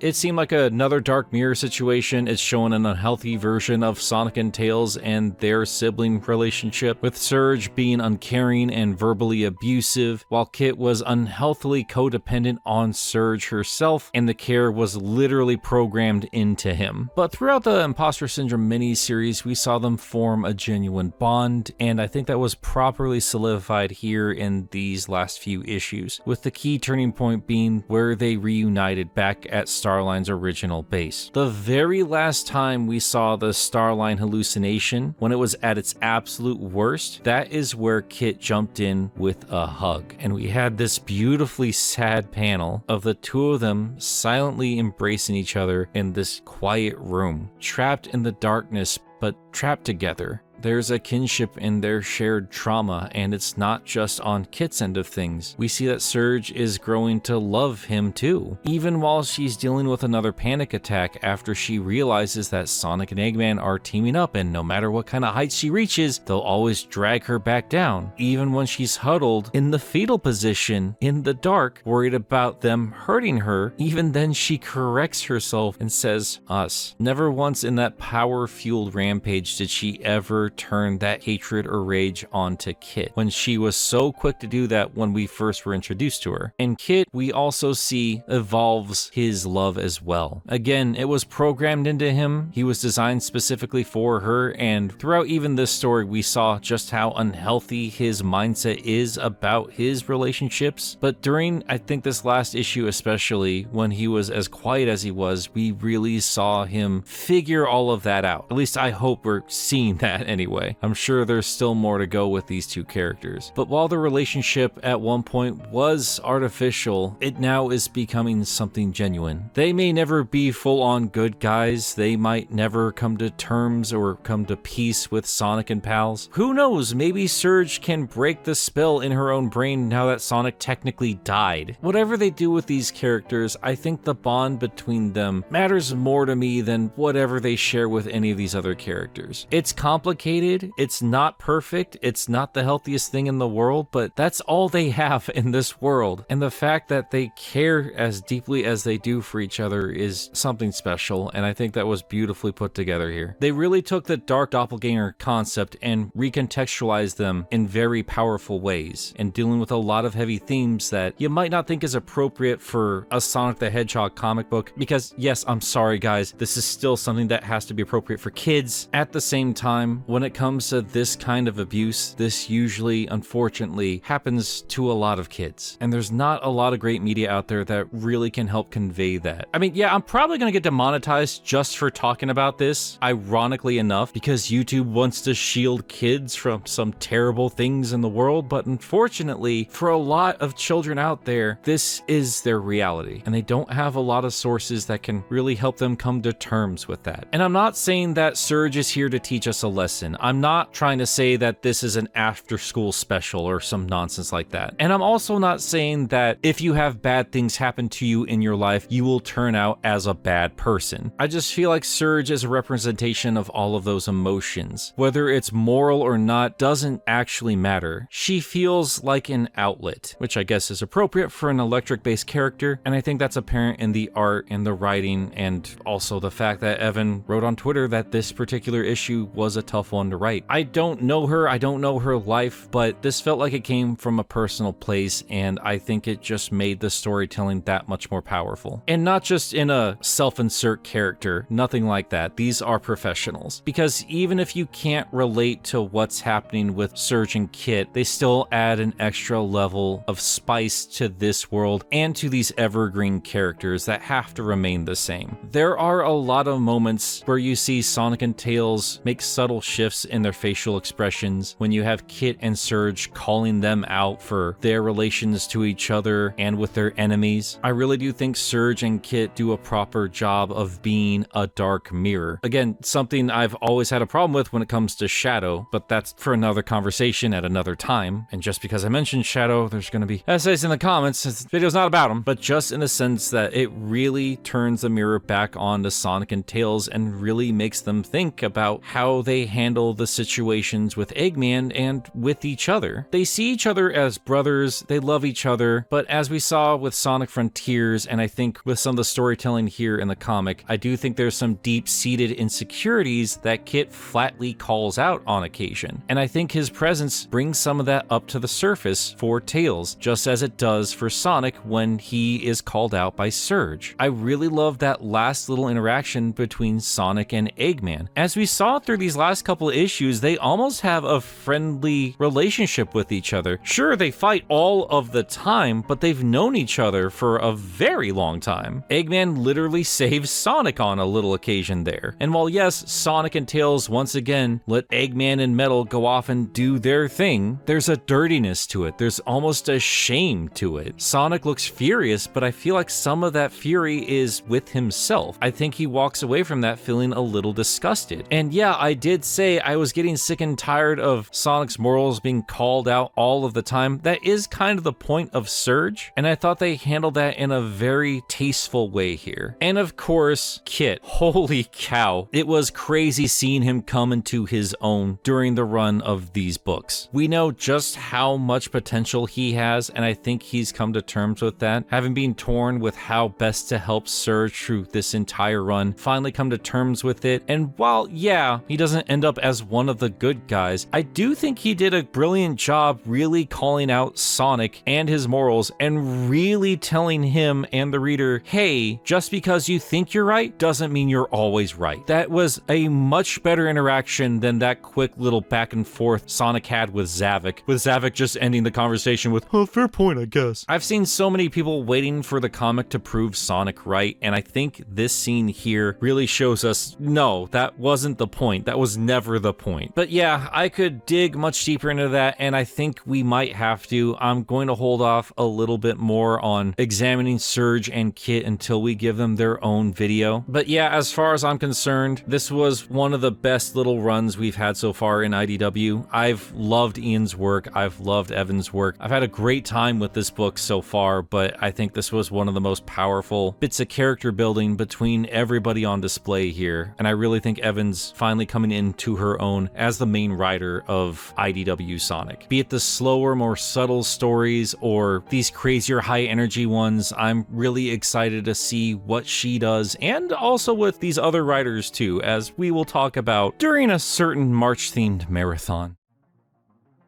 Welcome back to Mecha March Madness and to Sonic Speed Reading, where we are finally covering the Scrapnik Island mini-series. I talked about this in a different video when the first issue dropped, and I said we wouldn't be covering it until the entire series was out, and it finally is, and since we do this particular marathon every year, I can't think of a better time to talk about it in full. This is the first full Sonic story written by Daniel Barnes, and it also includes the art of Jack Lawrence, colors by Natalie Fordrain, letters by Sean Lee, with editors Riley Farmer and David Marriott. Of course, there are other artists that I have mentioned before that have included some interesting Badnik designs as well. But yeah, I will share my thoughts on the overall story once we're done covering it. But I'm going to tell you right now, this is one of my favorite Sonic stories ever. Alright, we kick things off with Sonic and Tails flying through a treacherous storm. Apparently it is so bad, Tails says they need to land somewhere, otherwise it's going to rip the tornado apart. And conveniently, at that moment, Sonic notices an island, but to their shock, on this island they see the Death Egg. And they do take the time to mention that this is the old one, confirming that there have been other Death Eggs in this canon. Now, that could be the Sonic 4 Episode 2 one, that could be the Forces one, that could be both. Whatever the case is, I do appreciate that effort. And at least in this canon, this does confirm that Eggman created a whole new Death Egg when we saw it again. And the original one has been sitting here this whole time. Our two heroes are not sure why it's here at all, but Tails is considering landing landing on it, which is good because he's not left with a choice as lightning strikes the tornado, sending them hurtling towards the island. We then cut to Sonic waking up, his head aching and surrounded by what looks to be a bunch of broken badniks in a dark, creepy room. He gets up to find his lost sidekick, but as he lands on the floor, he hurts his foot, and at the same time realizing he has a metal contraption attached to it, very much looking like a saw trap there. But before he has time to really consider what the heck is going on, he hears a beep from the Miles Electric, the little handheld that Tails keeps on him at all times. Something that Sonic says himself. Tails never leaves that just lying around. With the Miles Electric in hand, he begins to call out for his friend, and as we can see behind him, some of those badniks are still active. He begins to make his way down the seemingly abandoned hallways of the Death Egg, thinking to himself that this used to be Eggman's most powerful weapon, and now it's just a total dump. Putting pieces together, realizing that he must have blacked out during the crash. But as he walks by a familiar contraption, we see a red eye come to life, and that's actually what its name is. This is the Red Eye. This was the mini-boss at the end of Act 1 of the Death Egg Zone in Sonic and Knuckles. Not only is that a great callback, and very fitting considering this is the original Death Egg, it's also one of the most stress-inducing bosses from the classic games. Very fitting considering the horror theme of Scrapnik Island. And not only that, it does have a use. As we see from its perspective, it's a security camera, and a mysterious figure watches Sonic's progression through the egg. Sonic peers into one of the many rooms down the hallway and notices a faint glow coming from a sunflower, one suspended in one of the many capsules you find in the games. Getting some Beauty and the Beast vibes from this scene here. Sonic does think it's weird, but once again his attention is grabbed by something down the way, a loud screech. And as he exits the room, we see a light come to life. Oh, I wonder who that could be. Sonic's journey takes him to a giant hangar, wherein lies the egg carrier, the very same one from Sonic Adventure. The nostalgia is already running deep, and Sonic himself says that this place is like a museum to all of Eggman's past failures. But he once again hears the screech, and he uses the Miles Electric to shine a light on the source. And to Sonic's relief, he sees a busted coconut badnik, just one of those little monkey robots you'd find in the first zone of Sonic 2. Even fully intact, these things were never a big threat to Sonic, and you can see that in the relief in his reveal. But as the badnik crawls out, it's clear something is not right, because the bottom half is not that of a coconut, it's that of a caterpillar. And Sonic looks around to see that he is surrounded by all kinds of robotic abominations. Now, to be fair, badniks are never a big deal to Sonic, but they are a problem in great numbers, and even then, this has taken a psychological toll on the hedgehog. This is a very disturbing scene. So much so that he thinks that he might still be dreaming. And as he backs away from the robots, he bumps into something even more intimidating. Sonic looks up to see the towering, terrifying figure of Mecha Sonic, the very same one we fought at the end of Sonic and Knuckles. As creepy as the situation is, Sonic jumps straight into action, revving up preparing for an attack, but unfortunately his foot is still hurt. He can still move, but it is very limited. He does not have the power to take all of these bots on at once. So he does the next best thing and spin dashes out of the group and into the next room, every step hurting his already busted ankle. Mecha Sonic and the robots take chase after him, running into what was clearly a factory floor for many badniks. And Sonic has taken cover in one of the many capsules that you would find at the end of the many acts of the classic games, the ones that would hold those little animals. As Mecha walks by, not noticing the hedgehog, Sonic does breathe a sigh of relief, but isn't proud that he is so hindered that he has to hide from robots. He thinks to himself he's glad Knuckles can't see this right now, but before he can even finish the thought, Mecha has found his hiding spot and proceeds to pop open the capsule. I love this face Sonic makes as he cradles a piece of metal. But hey, as we've seen many times before, he is quite resourceful with the slab as he slaps it to the floor and uses it to city escape out of the room. Sonic turns his face to mock the chasing Mecha Sonic and unfortunately does not pay attention to what's in front of him as he runs headfirst into another robot, an E-series no less. But behind him is his friend Tails, who quickly informs the hedgehog that all of these robots are actually friendly. He goes on to explain that these are the Scrapniks, and they actually helped carry Sonic into the Death Egg after they crashed and built what turns out to be a foot brace for him. The E-series then introduces itself. This is E117 Sigma. It apologizes for accidentally frightening the hedgehog. That was never their intention. Then together as a group, they head towards the surface as the storm should be over at this point. With this newfound understanding, the tone of the book begins to change. As they walk down the hallway, we shift from a dark, cold color scheme and move to a warmer one. And as our characters walk, Sigma further explains that the storm was actually their fault as well. It was caused by the station's malfunctioning climate disruptor. Sigma has tried to repair it, he's tried to just take it offline completely, but so far, no luck on either end. But regardless of that, the robots are keen to help Sonic and Tails repair the tornado, and in the meantime, they are welcome to their home, which is revealed to be Scrapnik Island. I adore the juxtaposition here. This is a far warmer place than you would have expected from the very first panels of the book, or even the covers itself. Everything leading up to the reveal of Scrapnik Island made it feel like this was going to be a dark and sinister place. What Sonic and Tails have instead found was a thriving society, one that Tails completely geeks out over. An entire civilization made out of recycled machines and spare parts, as he puts it. Sigma seems to be pleased at Tails' enthusiasm and asks to show him around. Sonic watches after them, but still gives a leering look to Mecha Sonic. Considering all the trouble that particular robot gave Sonic back in the day, you can't entirely blame him. Sonic begins to follow Tails and Sigma, still keeping an eye on Mecha, who is now left alone at the top of this hill, looking on peacefully, or so it would seem, as sparks begin to shoot out of the robot and his visor turns red. But Mecha shakes it off and looks down at his trembling hand, forcing it into a fist, showing he is trying to maintain control of something going on inside him. But as Mecha Sonic watches our heroes walk down towards the center of the island, even further behind, he is watched by none other than a rebuilt Mecha Knuckles, who, yes, is decked out in the hat from the anime, as well as the fighting gloves and shovel claws from Sonic Adventure. And that is where part 1 ends. Part 2 picks up in a flashback, showing us a damaged Sigma covered in seaweed, washed up to the shore of Scrapnik Island. As it regains consciousness, it looks up to see the damaged remains of the Death Egg. As time progresses, we see that Sigma himself has actually been repairing a lot of damaged badniks, bringing them back for a second chance at life. The latest being an Egg Robo, which would make sense since they originated from the Death Egg. But I did want to quickly point out that Sigma's new right arm is an Egg Robo arm, and this particular Egg Robo is missing its right arm. I'm just saying, maybe that he could have swapped them out. I don't know. Not super important, but I did take note of that. Time progresses even further as we see Sigma attempting to build some kind of shelter as his attention is grabbed by one of the many Scrapniks, bringing him towards the beach where they find the shattered remains of Mecha Sonic. We then transition to the present on the very same beach in the very same spot where the real Sonic is waking up from a nap. A little Scrapnik lands on his foot, and when Sonic says what's up, he's surprised to hear it respond with a hello. As it turns out, Tails has just finished a translator module. It decrypts the Scrapnik's communication signals and converts them to rudimentary speech. It can't do too much. They can only speak through the speaker of the Miles Electric, but it is still something, and clearly a very big deal for the little Scrapniks, excited to greet their fleshy friends. As all of this is happening, Sigma, Mecha Sonic, and a group of Egg Robos show up to the scene, greeting the heroes and surprised to see that the robots are greeting them back. Sigma, impressed with Tails' work, asks how he managed to do it, and Tails explains that newer badniks tend to have a built-in failsafe to prevent outsiders from hijacking their signals. But older models, like all the bots here on Scrapnik Island, don't have that failsafe built in, allowing the Fox to convert the signals into audio on his datapad. But as intrigued as Sigma seems to be, over his shoulder we see Mecha Sonic eyeing the Miles Electric. Clearly, this has his attention too, as we see him glitch out one more time, unnoticed by everyone around him. Sonic then asks what's the deal with their plane, and Sigma gives them both good and bad news. The good news is that most of the damage is superficial, so it can be very easily repaired. The problem is that one very specific piece, the drive generator, is cracked and it needs to be fully replaced. And I love that the Egg Robos are displaying that on one of the old school monitors. Thankfully, they are on a giant junkyard of an island. They will have to take a trip deep into the Death Egg, which may take some time. Sonic is excited to go on yet another adventure, but Tails reminds him that his foot has been through a lot of punishment lately. This is obviously referring to the incidents in the mainline IDW series, as well as, well, what's happening to his foot right now. But Sonic dismisses his concern, and besides, he's not exactly one to stay still. He's going to go crazy if he has to keep laying around. And Sigma reassures Tails, saying that Sonic will be just fine in the company of both Sigma and Mecha. While they're doing that, Sigma recommends that that Tails stays behind and gets to work on the plane itself, and he will be helped by Sigma's 3 Egg Robo assistants. The two groups set off to their tasks as they are looked on by Mecha Knuckles. And before they head on to the main task itself, Sigma says that Mecha would like to make a quick detour, which Sonic agrees to. Now you might be thinking that the robots are about to show their hand and they're setting the Hedgehog up for a sinister trap, but no, as we soon find out, the detour was to that room with the sunflower. As Sigma explains, it inexplicably washed ashore a long time ago and Mecha has been caring for it ever since, hoping to plant it in real soil one day. The Scrapniks wish to one day leave the island. It may be their home, but it also is something of a prison, a constant reminder of their shameful origins. They want to be more than just discarded robots of Eggman. They want to live their own lives and move on from his shadow if they're ever going to be truly happy. Sonic, hearing all this and seeing Mecha take so much care over a living thing, sees another side of the big silent robot and nudges him in the arm, saying that, "Oh, you're just actually a big old softy." This once again causes a spark from Mecha, who leers down at the real Hedgehog and silently moves out of the room. The three then move on back to the hangar holding the egg carrier, which Sigma calls the scrambled egg carrier. Sigma explains to Sonic that they hope to rebuild this and that in turn will be their means to escape the island. Sonic says he's getting a bit nostalgic looking at this thing, and it does give him a new perspective as it was quite eerie earlier the first time he saw it. But as they make their way towards the carrier, they're followed close behind by Mecha Knuckles. Sigma explains that the integrative drive generator should be somewhere around their particular area, and like any good horror story, recommends that they split up to cover more ground, handing off a flashlight to Sonic for his non-robotic eyes. And I think one of the artists pointed this out on Twitter, but I love this little detail where the eyes of Mecha Sonic and Sigma both light up when they're in darker environments like this. Just love those little details. As Sonic and Mecha Sonic scrounge around in the dark in silence, Sonic looks over to the robot and decides to bury the hatchet. He apologizes for the mix-up earlier, saying that he knows that they have a history, but a lot has changed. Sonic sees that Mecha is moving forward and actually alludes to Metal Sonic, saying that there's a certain other Sonic robot that could clearly learn a thing or two from Mecha. So he wants to start fresh, and Mecha trepidatiously in turn reaches his hand out to shake Sonic's. But the tender moment is interrupted by an attack from Mecha Knuckles, as Mecha Sonic quickly moves the real deal out of the way from the attack. Sonic prepares for a fight, but Mecha quickly grabs onto him and begins to make an escape. Meanwhile, Sigma has found the missing piece for the plane, but has little time to celebrate as Sonic and the two mechas crash into the room. Sigma holds Sonic aside while Mecha protects the both of them. Sigma explains that Mecha Knuckles' original directives compelled him to defend the Master Emerald Shrine on Angel Island, but the directives were so deeply embedded into his programming that Sigma was unable to completely remove them. So instead, he diverted the directives to guarding the egg carrier instead. So apparently, Mecha Knuckles just sees Sonic as an intruder, just like the real Knuckles would. And Sigma tells the robot to stand down. Sonic is their friend. And the Mecha Echidna gives pause, but only for a moment, as he continues on his attack, striking Sigma, knocking him to the ground, which infuriates Mecha Sonic. And we are very quickly shown who is more powerful out of the two mechas, as the Sonic double moves out of the way of an attack, grabs Mecha Knuckles by the face, slams him to the ground, and sends him crashing into the side of a wall. The robot Echidna retaliates, getting a couple of good heavy strikes in on the robot Hedgehog. And as Mecha Sonic crashes to the ground, we see some scrambled memories of his time on Sky Sanctuary, fighting against Knuckles himself. But the corrupted memory splits between Sonic and Knuckles, and it begins to speak, saying that Mecha Sonic might look scary, but he's actually trash. The visions distort into a digital mess as Mecha tries to strike his foe, but unfortunately, where there was once a fist, there is none, leaving nothing but damage remains behind. And the once complete robot from the past is now replaced with the rusted remains that he is today. And his enemy takes on the twisted form of Sonic, Knuckles, and the silhouette of Eggman, with the shadow of Eggman saying that Mecha Sonic was his greatest creation to date, but then forms into Knuckles, clearly remembering the final moments of their original fight, with the word trash repeating in the robot's head over and over again, awakening something dark in the metal Hedgehog. He wakes back up to see Mecha Knuckles once again on the attack against Sonic himself. But this time, Mecha Sonic grabs the back of the Echidna's head and pins him down with a violent spin dash, tearing the robot apart and finishing the fight. Sonic says that might have been a little overkill, but thanks him for the save all the same. But as Mecha Sonic turns his attention to the real Hedgehog, Sonic can see something has changed, and Mecha Sonic lunges at the real Hedgehog, pinning him to the wall. And that is where part 2 ends. As we pick up with part 3, we see Sonic strapped to a table with a goofy helmet on his head, with Mecha Sonic busying away at a keyboard and monitor. And I love this little callback to a lot of what Sonic has been doing in IDW, as he says he's getting sick and tired of giving my enemies the benefit of the doubt only for my trust to be betrayed thing. He yells out to the robot, saying that he had a second chance at life with a whole island of friends. Sonic thought he had changed, so what gives? Of course, Mecha Sonic can't respond. He doesn't have the means to, and is not giving Sonic any kind of attention at the moment, as the monitor is solely focused on the progress on the tornado, and more specifically, the discarded Miles Electric, which clearly is what Mecha Sonic is trying to get. Sonic then asks what's the deal with the dumb thing on his head. Does Mecha plan to suck out his brains or something?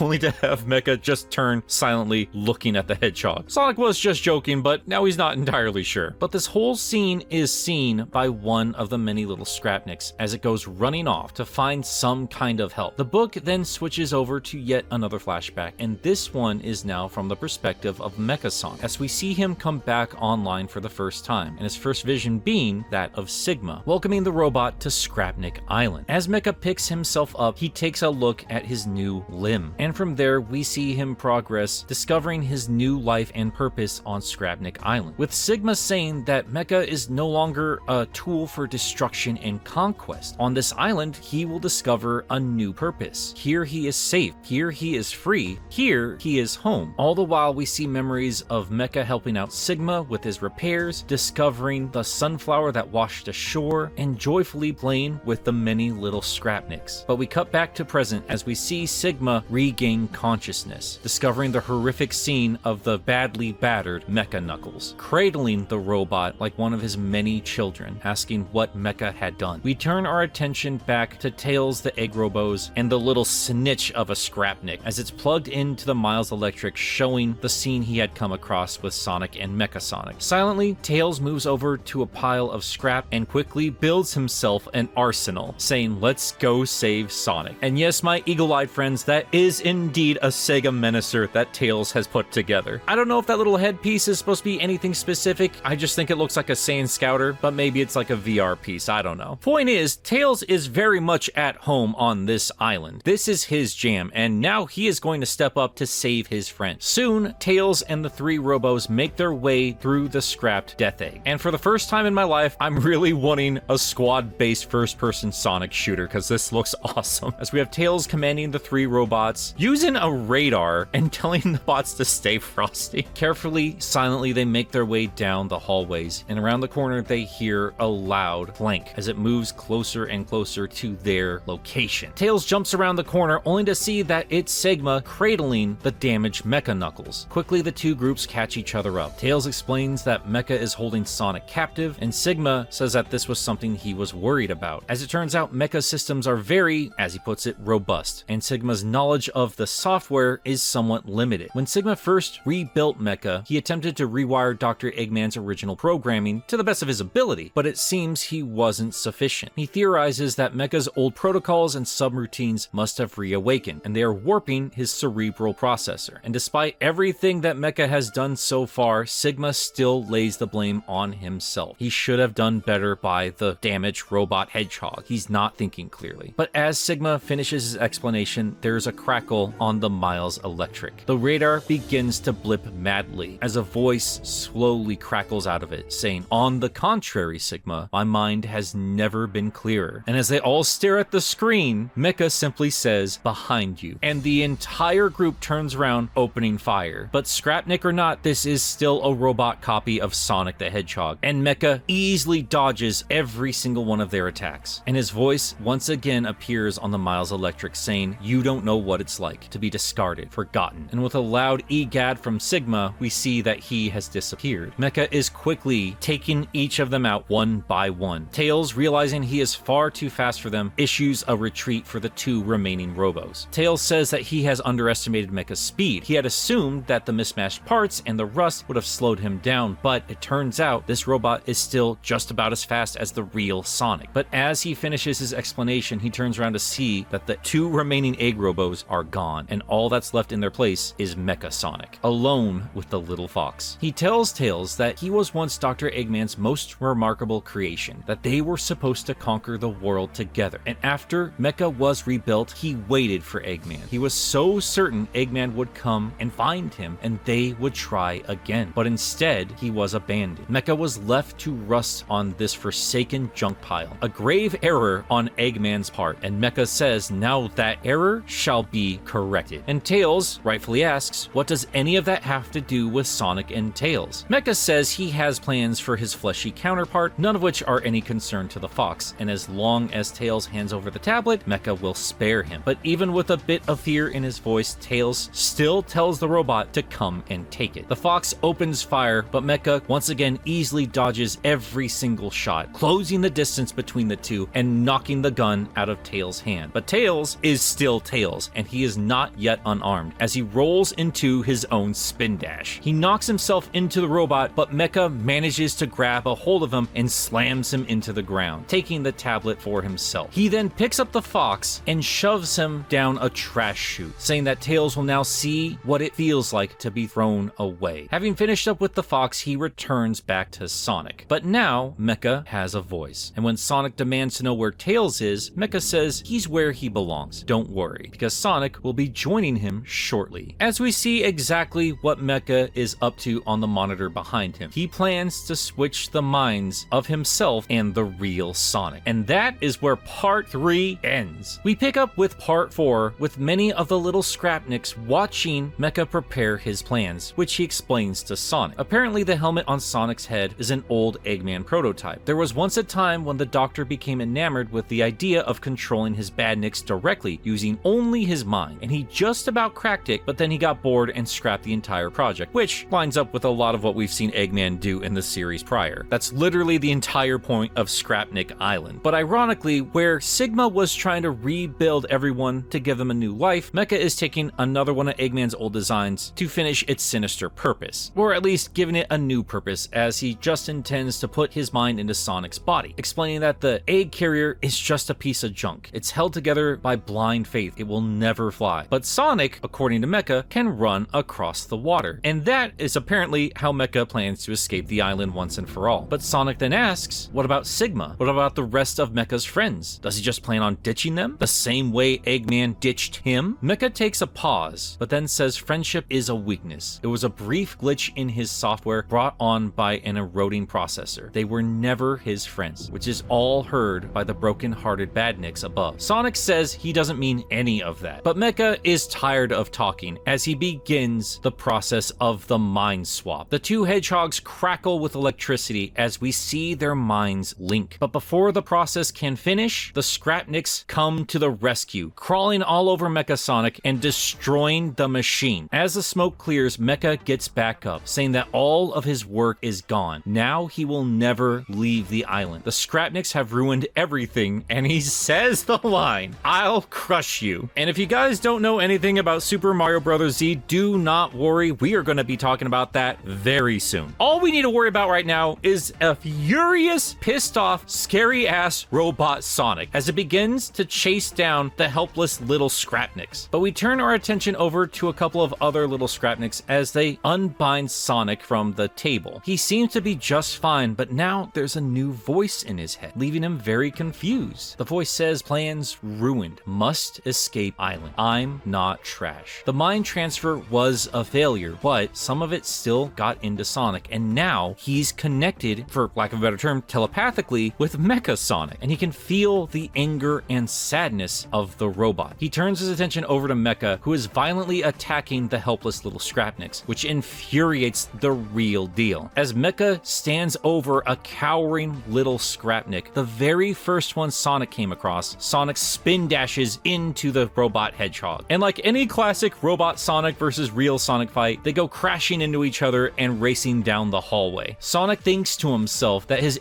ankle feels like it's being stabbed by 1,000 needles, but he has to keep it together, one foot in front of the other, fight through the pain. But his own thoughts are interrupted by Mecha's. As he responds, "Pain? What do you know about pain?" It's then and there that Sonic and Mecha realize they can read each other's thoughts and can communicate directly through their minds. Mecha can feel what Sonic is feeling, but says that it's nothing compared to what he has endured. Sonic has never been cast aside and robbed of his value, his purpose. And Mecha says that while Sonic may have bested him the last time they thought, this time Sonic is all alone and he is out of options. He has reached his limit. But Sonic just smirks, saying that that's the thing about limits, because despite his busted ankle, he does rev up into a super peel out, blasting past Mecha, saying that limits are meant to be broken, as the two hedgehogs rush towards a giant Eggman-faced furnace. Within it, the two have an insane battle of speed, rushing around the melting core. But as quick as the fight began, it's just as quickly over, as Sonic lands one final kick into the robot's face, destroying his brace. And as the robot falls, he comes back to his senses, remembering his cherished moments with his Scrapnik friends. As Mecha lies defeated, falling towards the melting core of the furnace, Sonic reaches out his hand, but Mecha smacks it away, saying that Sonic's freedom is enviable, to explore the world at his leisure, unhindered by regret or failure. But Mecha feels he deserves this. He asks Sonic to leave him. His original directive, which was to destroy Sonic, has been a failure, and his new directive, protect the Scrapniks, have also been a failure. Mecha sees himself as a failure. He sees himself as worthless. He sees himself as trash. But Sonic just tells him to cut the crap, and once again reaches out his hand, telling Mecha to give himself value and purpose, because nobody else will. And with those words, Mecha once again reaches out and finally grabs a hold of Sonic's hand. But in this glorious moment, Sonic realizes he might have overdid it with his foot. He can't move at all. I love the immediate shift in tone as Mecha begins to freak out, saying that after all that big talk, he can't actually get us out. But as they're sassing each other, Sonic's other hand is grabbed by none other than Tails. And behind him, a whole slew of Scrapniks, with Sigma and Mecha Knuckles included. And together, as a team, they pull the two hedgehogs out. And while you would think they'd be furious with Mecha Sonic for all the damage he's caused, they instead embrace him, and Sigma asks for his forgiveness. He was unaware of Mecha's inner turmoil. Mecha Knuckles, as you'd expect, stands aside from the celebrations, as do Sonic and Tails, smiling on at the beautiful scene in front of them, with, to Tails' surprise, tears welling up in Sonic's eyes. Surprised, somewhat shocked even, Tails almost asks if Sonic is crying, but Sonic says, nah, these aren't his tears. A little later on, we see Mecha Sonic once again getting up from a table, with Tails saying that both him and Mecha Knuckles are now officially free of Eggman's old program, with Sigma saying that they will never forget the kindness and bravery of the two fleshy friends they made. We once again see Mecha Knuckles standing aside from the rest of the group as they go off to fix the tornado. And once again, we see the perspective of Mecha Sonic looking down at his hands, clamping them together with a new purpose. As the sun begins to set, the two hedgehogs look over the damaged Death Egg, with Mecha saying, the value of one's existence isn't determined by success and failures. Both are fleeting and impermanent. What truly matters is having the courage to keep moving forward. He sees that, and he thanks Sonic for helping him get that perspective. Mecha doesn't know what the future holds for him, for any of them, and the uncertainty is disquieting, but life is disquieting, and with the help of his friends, he'll face it head on. And as the two hedgehogs make their way back to the group of the Scrapniks and Tails, with Mecha looking up at the departing heroes, carefully embracing that sunflower he's been tending to all this time, saying he is done being controlled by yesterday, and he's going to live for tomorrow. And that is where the story ends. Now, I gotta tell you, this is one of my all-time favorite Sonic stories, bar none. And I know a big part of that is largely due to nostalgia. I am a big sucker for Sonic 3 and Knuckles, and a huge fan of Mecha Sonic in general. I didn't know if we would ever see this robot come back in any real form. I have been obsessed with seeing a good, clear visual identity for this thing. This is one of the very few robots that has never gotten any kind of a official art, fully showing off the little details we usually miss when it comes to sprite work. And if this is anything like the Sonic 2 Mecha Sonic figure, it's very likely that the art team here really only had the sprites to work off of. So yeah, I still don't have the original official artwork to go off of, which is a shame. I don't even know if that exists in any kind of fashion. But then again, if you look at the official artwork of the badniks of Sonic and Knuckles, they really don't differentiate a whole lot from what you see on screen. I'm rambling a bit here, that's not the entire point of the story, but I love Mecha Sonic so much. And I love seeing him in any kind of official capacity, because this is now what he looks like up close and personal. And I love his original design, and I love this updated Scrapnik design. And on top of that, I love what they did with his character. Leading into the release of this story, we were teased with the return of Mecha Knuckles first and foremost. So many of us assumed that the story was going to revolve mostly around him. That is until we saw the reveal of the second issue, which did show us Mecha Sonic. But even then, I assumed that Mecha Sonic was just going to be a small part of the story, and that this in turn was just going to be another zombie kind of story, which would have been a little redundant considering we just finished up with the metal virus not too long ago. I mean, to be fair, it's been over a year, but that storyline lasted well over a year. And while I did love the idea of zombie robots, I wasn't too keen to return to that idea quite so soon. And thankfully, that's not what the story is whatsoever. Don't get me wrong, the horror themes are alive and well here, and we see that through the script, through the art, and the insanely beautiful coloring, which helps give off the exact vibe each and every scene needs. You know exactly how you're supposed to feel just from the color of the rooms they're standing in. The atmosphere is on point this entire book. It's beautiful. And while they did reveal that things were not quite as scary as they seemed to be within the very first issue, scenes like the confrontation between Mecha and Tails and the Egg Robos down the dark hallways, or the violent fight between Mecha Sonic and Mecha Knuckles, or even the tropey mind swap scene near the end of the book, all of those have major horror vibes, and I thought they were played off quite well. But yeah, getting back to Mecha Sonic himself, I did not expect him to be not just the central antagonist of the story, but really mostly the focus of the story itself. With him, we see the central focus of the theme of Scrapnik Island, the trauma of abandonment. Within all of our lives, we will lose someone or something that defines us, or at least help defines us. And when you lose that, it can feel like your entire life falls apart, but you still have a life to live, and you are the only one that can find that purpose within yourself. And yeah, you might make mistakes along the way. You might fall into a very deep, dark, depressing pit, and you might shove off people that are just trying to help you. But things are never as bad as they seem. You grow, you learn, and you carry on. And on top of that, I think this is telling you not to judge a book by its cover, quite literally in this case. Just going by the covers of these books, you would expect a more straightforward good versus evil adventure with a lot of Halloween spooky tropes mixed in there. The covers show Scrapnik Island to be this harsh, disgusting, terrifying, vicious place, but that's not the case at all. The very first Scrapnik we are shown is first used to convey a theme of horror, of disgust, of terror, and that very same badnik is shown helpless and scared in the very last issue. And yeah, there are obvious parallels to the toys under Sid's bed in the original Toy Story movie, and I think that was used for inspiration as well for this story, if I remember Daniel correctly. And yeah, look, truth be told, I think I would have loved a few more horror-ish kind of themes for Sonic. If I have any real critique, I don't think we saw enough of the island. I don't think these 4 issues were quite enough to fully explore all the ideas you could play with when it comes to this concept, but that's not too much of a gripe when my biggest complaint is I want more of this. We really only go to a couple of locations through this entire book. There isn't a big grand adventure in any of this. This is a very small, isolated story. I was expecting the storms to be a part of a problem with the Death Egg, and it was causing all the badniks to go crazy, and Sonic and Tails would have to fight off all of the badniks and then, I don't know, break a machine to help restore the senses of all the other robots, but that's not the case at all. The Scrapniks are their own people, and they use things like programming to talk about deep-seated trauma and things of that nature. It's a very small, isolated story, all really about Mecha Sonic more than anybody else. It looks like Mecha Knuckles still has a bit more going on there. I was surprised to see that he was used as little as he was, and honestly, I'm kind of thankful for it. I'm glad he's here at all, don't get me wrong. I think he's great, but call it a bias, I'm very happy to see that Mecha Sonic got the spotlight here. And I love how well this was used in parallel to Metal Sonic and the choices that robot makes. Metal can't really deviate from his core directive, be it for programming reasons or more specifically because that's what Sega wants the robot to be, and I honestly can't blame them for that. I'm perfectly fine with Metal being the way he is. I know he got a bit more play in Sonic Heroes, but I like him being a robot double to Sonic the Hedgehog. That said, that doesn't mean there aren't potential stories to tell with that, and Daniel clearly uses Mecha to go some different directions that you can't really do with Metal, making obvious parallels to other famous bits of Sonic media. The most obvious one being that final fight between Metal and Sonic in the OVA, where Metal sacrifices himself saying that there's only one Sonic. Mecha almost went down the same line of thinking, but Sonic refused, and I genuinely love that, because Sonic doesn't see Mecha as a copy of him. He sees Mecha, just as he does Metal, just as he does with a lot of other robots in IDW, as their own person, and that acknowledgement, I think, really helped shake up Mecha and his perspective on the world. And I'm so thankful they didn't just sacrifice this robot as quickly as they brought him back. At least in the IDW canon, somewhere out there is Mecha Sonic, rebuilt and with a new perspective. He is allowed a happy ending. He's allowed to write his own story. And outside of the parallels to Metal Sonic, we also see parallels to the Archie Mecha Sonic. See, in the Archie-verse, Mecha Sonic, or at least the closest relation we have to the SNK version, is the real Sonic turned into a robot. That's the delineation between Metal Sonic and Silver Sonic. And here in IDW and the games, Mecha clearly is his own robot, but thanks to that mind link, he's now technically a little more Sonic than any of the other Sonic robots. He's directly connected with his fleshy counterpart, shares his thoughts, and can feel his feelings. There is a lot more we could dig into. I love, for instance, Tails taking on a robot Sonic. That's not something you see too often in any Sonic media unless you're playing a Tails-only run of the classic games. These are bots built to battle against Sonic himself, so that's obviously going to put Tails on edge, but he never once wavers, no matter how scared or outclassed he is. And yeah, no, sorry, he shouldn't win the fight. I am glad they show that Mecha is still a powerful enemy even all these years later, but really everybody got a chance to shine. I love all of these little Scrapnik designs. I love the art, I love the coloring, I love the story. Daniel, you knocked it out of the park, and I really hope they keep you on for more stories, because this was a beautiful way to bring up nostalgic memories and give new purpose to long abandoned ideas and characters. You don't just bring things back for the sake of bringing it back, Green Hill. You bring it back with a new purpose. You carry on those stories. And I think he did a brilliant job doing just that. Not only showing us some nostalgic, well-missed characters, but also telling us a brand new story and some really cool new ideas that help progress the series forward. That is the exact type of creators we need in the franchise. Like I keep saying, celebrate the legacy, but keep moving forward. And well, like I said before, I'm not above some blatant fan service. I hope someday we get a proper Mecha Sonic versus Metal Sonic fight. I keep asking for it. It'd be amazing.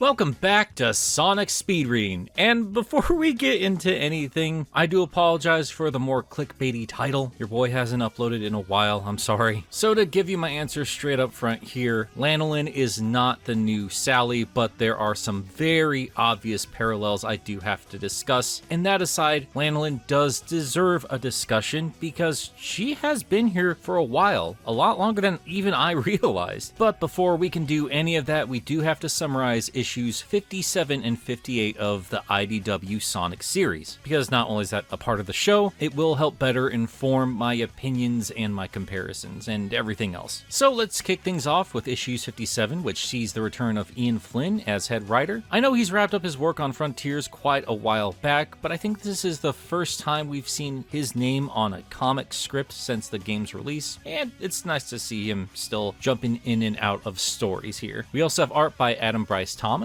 which is fitting considering he's Lanolin's creator, colors by Matt Herms, letters by Sean Lee, with editors Riley Farmer and David Marriott. I have been making more of an effort to shout out the folks who work on this book, but I also need to take a quick second to give a heartfelt shout out to all the folks affected by IDW's mass layoff last month. I've been seeing a lot of discourse on whether or not this means that the Sonic series will get scrapped. Look, I'm sure the brand is going to be fine. More importantly, 39% of the IDW workforce has been shown the door, and that sucks. I really hope everybody lands on their feet. Very honored I got to meet some of those amazing folks, and I'm looking forward to whatever you guys end up doing next. But with all that said, let's carry on to the story itself. The issue picks up with Lanolin overlooking the Eggperial City. This has been the backdrop for a few of the previous stories, and it looks like the restoration is finally looking to do something about it. The sheep is leading a recon crew consisting of Sonic, Tangle, Whisper, and this little purple music note Wisp. Lanolin surveys the city, noting that she can't see any signs of traps or patrols, which she finds strange, almost as if Eggman wants the city to be invaded. And that's all Sonic and Tangle need to rush towards the city, with Whisper and Lanolin looking on in distress and frustration. The Hedgehog Lemur Adrenaline Junkie duo start wrecking badniks, with Sonic noting that they seem to be spread thinner since his last visit. With his leg fully healed, he looks ready to properly tackle this new egg base. And these are just the first of the large variety of classic badniks we will be seeing, including the Death Egg Red Eye mini-boss. And I know this is a weird little nitpick, and also probably just a bit of headcanon on my part, but I've only really ever associated this particular robot with the Death Egg. Like, I always thought it was part of the Death Egg itself. And it being a mini-boss, I always assumed there was only one. But Sonic Forces showed us plenty of red eyes in the background of their Death Egg. I don't know, I just thought it was weird seeing it outside of a Death Egg. Either way, it's nice to see it for the short time it is here, because it's taken out in the very next page as the frustrated duo of Sheep and Wolf, and saying that out loud, I'm just realizing how weird it is pairing a sheep and wolf together, as Lanolin finally shows off what she can do. With the flick of her cowbell, she immobilizes the Red Eye, setting Whisper up to take it out with a well-aimed shot. Now you might be wondering how Lanolin managed to do that. Well, we get it explained to us in the story itself. But just to jump ahead a little bit on that one, when I was first reading this story, I was under the impression that the Magenta Wisp was another one of Whisper's, as she's the character most associated with Wisps in this series. But the more attentive fan might have noticed that Whisper doesn't have a Magenta Wisp among her crew. Turns out that this one is partnered with Lanolin, going by the name of Maggie, and it turns out that the bell Lanolin wears around her neck is actually a Wispin, and when combined with Maggie, it produces this cool ability. Now we will see it used for a different reason later on, and we don't know if it just immobilizes robots or any particular target. There's a lot left for us to actually figure out, but as it stands, they did design a really cool ability to go along with a fantastic accessory to a fantastic character design. Sonic compliments the duo's work, but is met with a stern scolding from Lanolin, asking Sonic if they forgot why they were there, which is our cue for a flashback as the comic jumps back in time to Restoration HQ with Sonic arriving on the scene. He had been asked there by Jewel, and even though he isn't technically a part of the Restoration group, he is always happy to help them out if needed, and they want him because he's one of the few who has been to and survived the newly built Eggperial City. Obviously, it's a major cause for concern, and Lanolin wants to put together a small crew that can infiltrate the base, survey it, learn as much as they can, and regroup to create a battle plan to take it down properly. Sonic, of course, agrees, and then asks if there's a team name, to which Tangle immediately responds with Diamond Cutters, which was the name of Whisper's team that was ruthlessly slaughtered and deeply traumatized her, which is a story she has told Tangle, so I have no idea why the lemur thought that would be a good idea, because it gets the response you would expect from Whisper, silently upset. This does get noticed by Tangle, but not by Sonic and Lanolin, who is telling the Hedgehog she's been looking forward to working with him for quite a while. And Sonic apologizes, asking if they've even met before, and Lanolin responds with yes, but it was brief. And she lays out not only to Sonic, but to us as the readers, that she's been around for quite a while. She tells them that they had briefly met a long while ago when her town had been attacked, and that was all the way back in issue 2. And yeah, I went back and checked myself. I have noticed her cameos here and there, but I completely forgot or overlooked that she has been here since the second issue. I thought her first spoken words happened much later, sometime during the Metal Virus, but nope, she spoke during her very first appearance. And it seems that ever since that brief encounter, Lanolin has been inspired by Sonic's bravery and dedicated herself to help others as well, which is what eventually led her to the Restoration, and now to here, where she not only created the mission idea, but is going to lead it herself on the field. And that's when we cut back to the present. With Tangle apologizing for jumping in as fast as she did, she's still getting the hang of the whole team dynamic situation, but she is trying. And Sonic says that slow and stealthy really isn't his style. The exhausted Lanolin rubs her head, asking Whisper how she puts up with this, and the wolf just says that she doesn't. And when Tangle asks Whisper if they need to talk about something, she just gets the the cold shoulder. But no real time to deal with the awkwardness. They are now in the city proper. So Sonic asks Lanolin if they should keep heading into the city, but the sheep would like to first assess their surroundings, asking Whisper if her hover wisp can take this device, which kind of looks like an old MP3 player or one of those Famicom clone machines that you can get off AliExpress. Anyway, she asks the wisp to take it high above the city. Not exactly sure what that thing is, but Lanolin has a matching device and she's using the pair to compare data of the city from Sonic's previous visit to confirm that the city has actually grown since last time. But she is working with limited data, so they may have to survey from a different location. But Sonic has another idea. He merges with the hover wisp to launch himself up above the city to look at a very particular part of it. This is actually where Metal Sonic wrecked their initial escape plan, which we saw back in issues 51 and 52. As Sonic points out, Eggman isn't the type to clean up after himself. It looks like the fight never even took place. The city isn't just getting bigger, it's also healing itself. So the crew put their heads together to figure out where to go next. Lanolin says that if the city is growing and healing like a living organism, then it needs resources to pull from. Sonic is very familiar with Eggman's mining equipment. It's real hard to miss, and he hasn't seen any signs of it anywhere. But Tangle points out that the trees in the surrounding area are in real bad shape, meaning they aren't getting their proper nutrients from the soil below. So it's possible that the resources are being pulled from somewhere underground. That's when Sonic remembers that Belle said at one point that there is a network of underground tunnels under the city. I mean, that is where she watched a certain platypus get crushed after all. So with all of that said, the heroes decide to track down said tunnels. Cautiously, as Lanolin says to the disappointed Sonic and Tangle. We get a fun page of action as the heroes make their way to elevators and through badniks until they finally reach the lowest possible point of the city, a concrete wall at the dead end. To get past the wall, Whisper clears a path with her Wispin, and Tangle lowers herself and Lanolin into complete darkness. The sheep rings her cowbell, and the rhythm power of Maggie echoes around, lighting up the surroundings, which I guess is another thing it can do, which cool, alright. And all they see is a vast, empty cavern. They return to the surface where Sonic asks if they found anything, and Lanolin says there's nothing, which is the problem. No plants, nutrients, minerals, anything you'd normally expect to find in underground caverns, at least in Sonic's world. They're still not entirely sure how, but the city is stripping the world of its resources, and it could potentially do this until the entire planet is consumed. So clearly they have to do something about it. Lanolin feels that they have enough data and they need to regroup properly at Restoration HQ, but Sonic pushes back. The team is here now, and he already knows that Eggman is up in that big tower in the middle of the city, so they might as well take care of the problem while they're here. Lanolin argues that the team is barely tested, as we have clearly seen at the start of this issue, and they need to go back and marshal their forces, to which Sonic asks, how much bigger will the city get while they're doing that? While those two debate, Tangle says they both make good points, and Whisper attempts a compromise, telling Tangle to fall back while the wolf sticks around in the city to keep scouting. This gets a loud no from Tangle, saying that Whisper just survived a close call while going solo and she needs to quit that nonsense. And the close call she's referring to, if you're not aware, was when she was absolutely schooled by a beefed up Surge. But before any debates can carry on, a strange device, or well, a ring of strange devices anyway, appears in front of our heroes, and it lights up to create a portal, the same type we saw back in issues 37 through 40, or for those of you only keeping track by speed reading episodes, that was the one where Sonic ended up in the back rooms. And being the old man I am, I had no idea that the back rooms were a thing until I saw the comments of that video, so thank you guys for turning me on to that. I know it's played out and tired by now, but I still think it's a fun concept. Anyway, the portable portal rushes towards our heroes, who run away best they can, with Tangle grabbing Lanolin and Whisper with her tail, while Sonic grabs the lemur by the hand, using his speed to drag the rest of them along. But unfortunately, they're ambushed by a bunch of badniks, including these turtleoids. I'm so happy these guys are getting so much love in recent issues. With the approaching portal and the surrounding badniks, this means they can't use the elevator to get back up, so Sonic has to use the badniks and his speed to bounce his way up the elevator shaft. And just as they clear it, a zoomer dashes between the hands of Tangle and Sonic, breaking their grip and sending the lemur, as well as Lanolin and Whisper, into the portal. Those damn zoomers always ruining everything when it comes to Sonic, am I right? That's the name of the hummingbird badniks. Don't blame me, I didn't name them. Sonic dodges a few more zoomers, but ends up surrounded by a slew of attacking badniks. And while he's not proud of it, he has to call Jewel, asking for backup. Issue 58 picks up with the same creative team, except for the art now being switched out to Thomas Roethlisberger. That's the first time I've said that name. I'm assuming it's pronounced phonetically, but I've had to be corrected in the past, so if anyone knows better, be sure you hit me up in the comments. And the story picks back up with Sonic holding out against the Badnik assault. Normally these are no problem, but with their high numbers, they are giving him a workout, and they aren't giving him a moment to figure out how to help the other Diamond Cutters. But thankfully the horde is quickly sorted as a large bunch of them are crunched together and then blasted with a huge fireball. And one last egg pawn is quickly torn to shreds by a spin attack and a Pico Hammer to the face. Sonic's reinforcements have arrived in the form of Amy, Tails, Blaze, and Silver. Nice to see them again, and yet they've been around since the last annual issue. Haven't covered that yet, I've been meaning to, so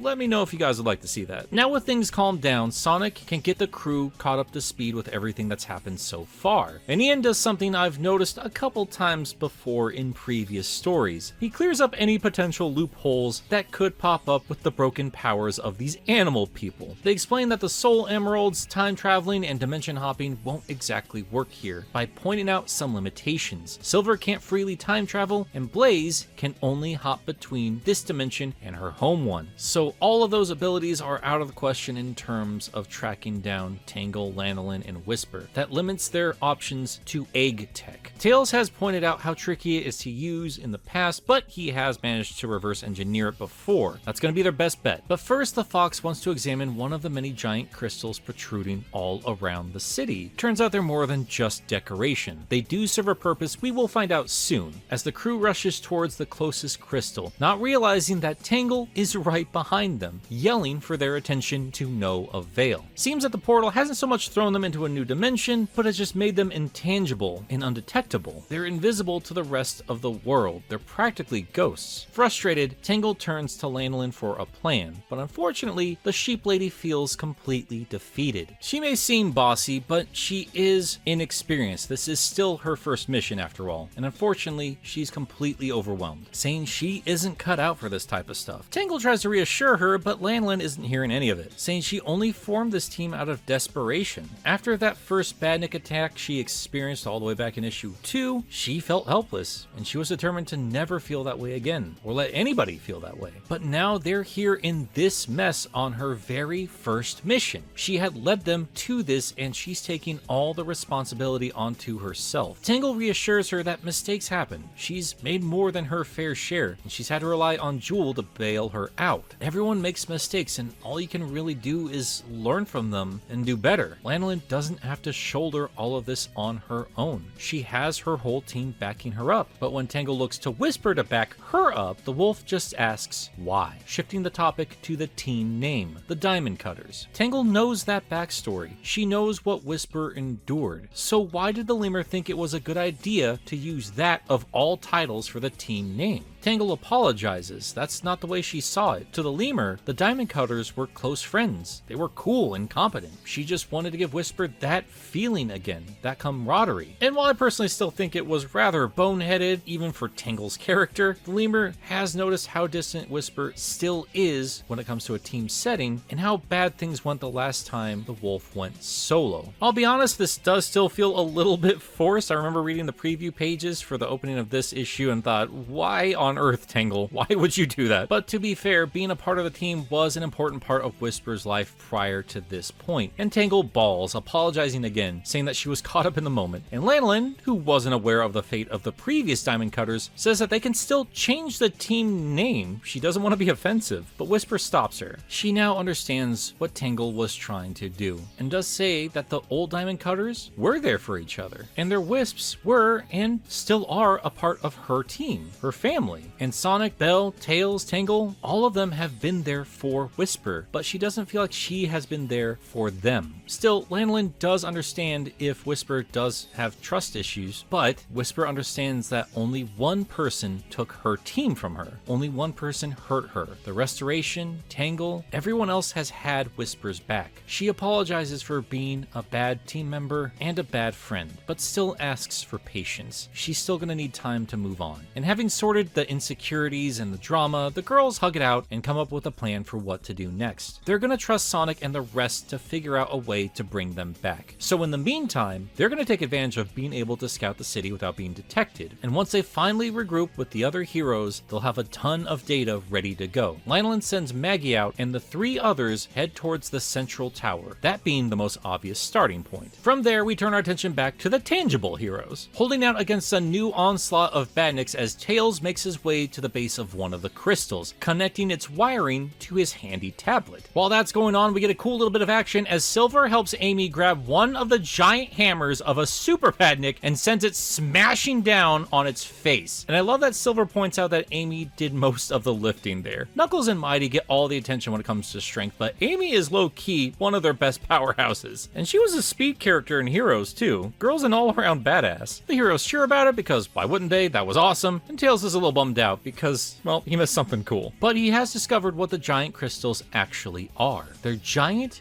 fake Chaos Emeralds. Blaze is stunned, asking if Eggman can replicate them so easily, and Tails says yes, he can. These crystals have the same energy wavelength and properties, but in comparison, they are woefully underpowered. But they're still more potent than Chaos Drives or Power Cores, both game elements that have never been fully explained, but we have seen them in the book previously, and I do actually appreciate the comic using these crystals in this way. Sonic Adventure 2 established that fake emeralds are a thing. Tails made one himself. And when you consider how often two of the smartest Sonic characters have handled and studied these incredibly powerful gemstones, it does make sense that Eggman would utilize that research in badnik and weapon production. I mean, he did that all the way back in Sonic 3 and Knuckles. Still, he can't completely recreate a Chaos Emerald, not perfectly anyway, which is why these crystals are so huge, to compensate for the energy production. And unlike a real emerald, that energy isn't produced by the crystals themselves, they have to be fueled by something, which is why they're sucking up all the natural resources. Then again, while it is a game mechanic, super forms, while they are instigated by the emeralds, do need rings to keep the forms going. And it's still really weird that the rings haven't been seen anywhere in the IDW series. Why wouldn't Eggman just use rings? I mean, he did that in the Archie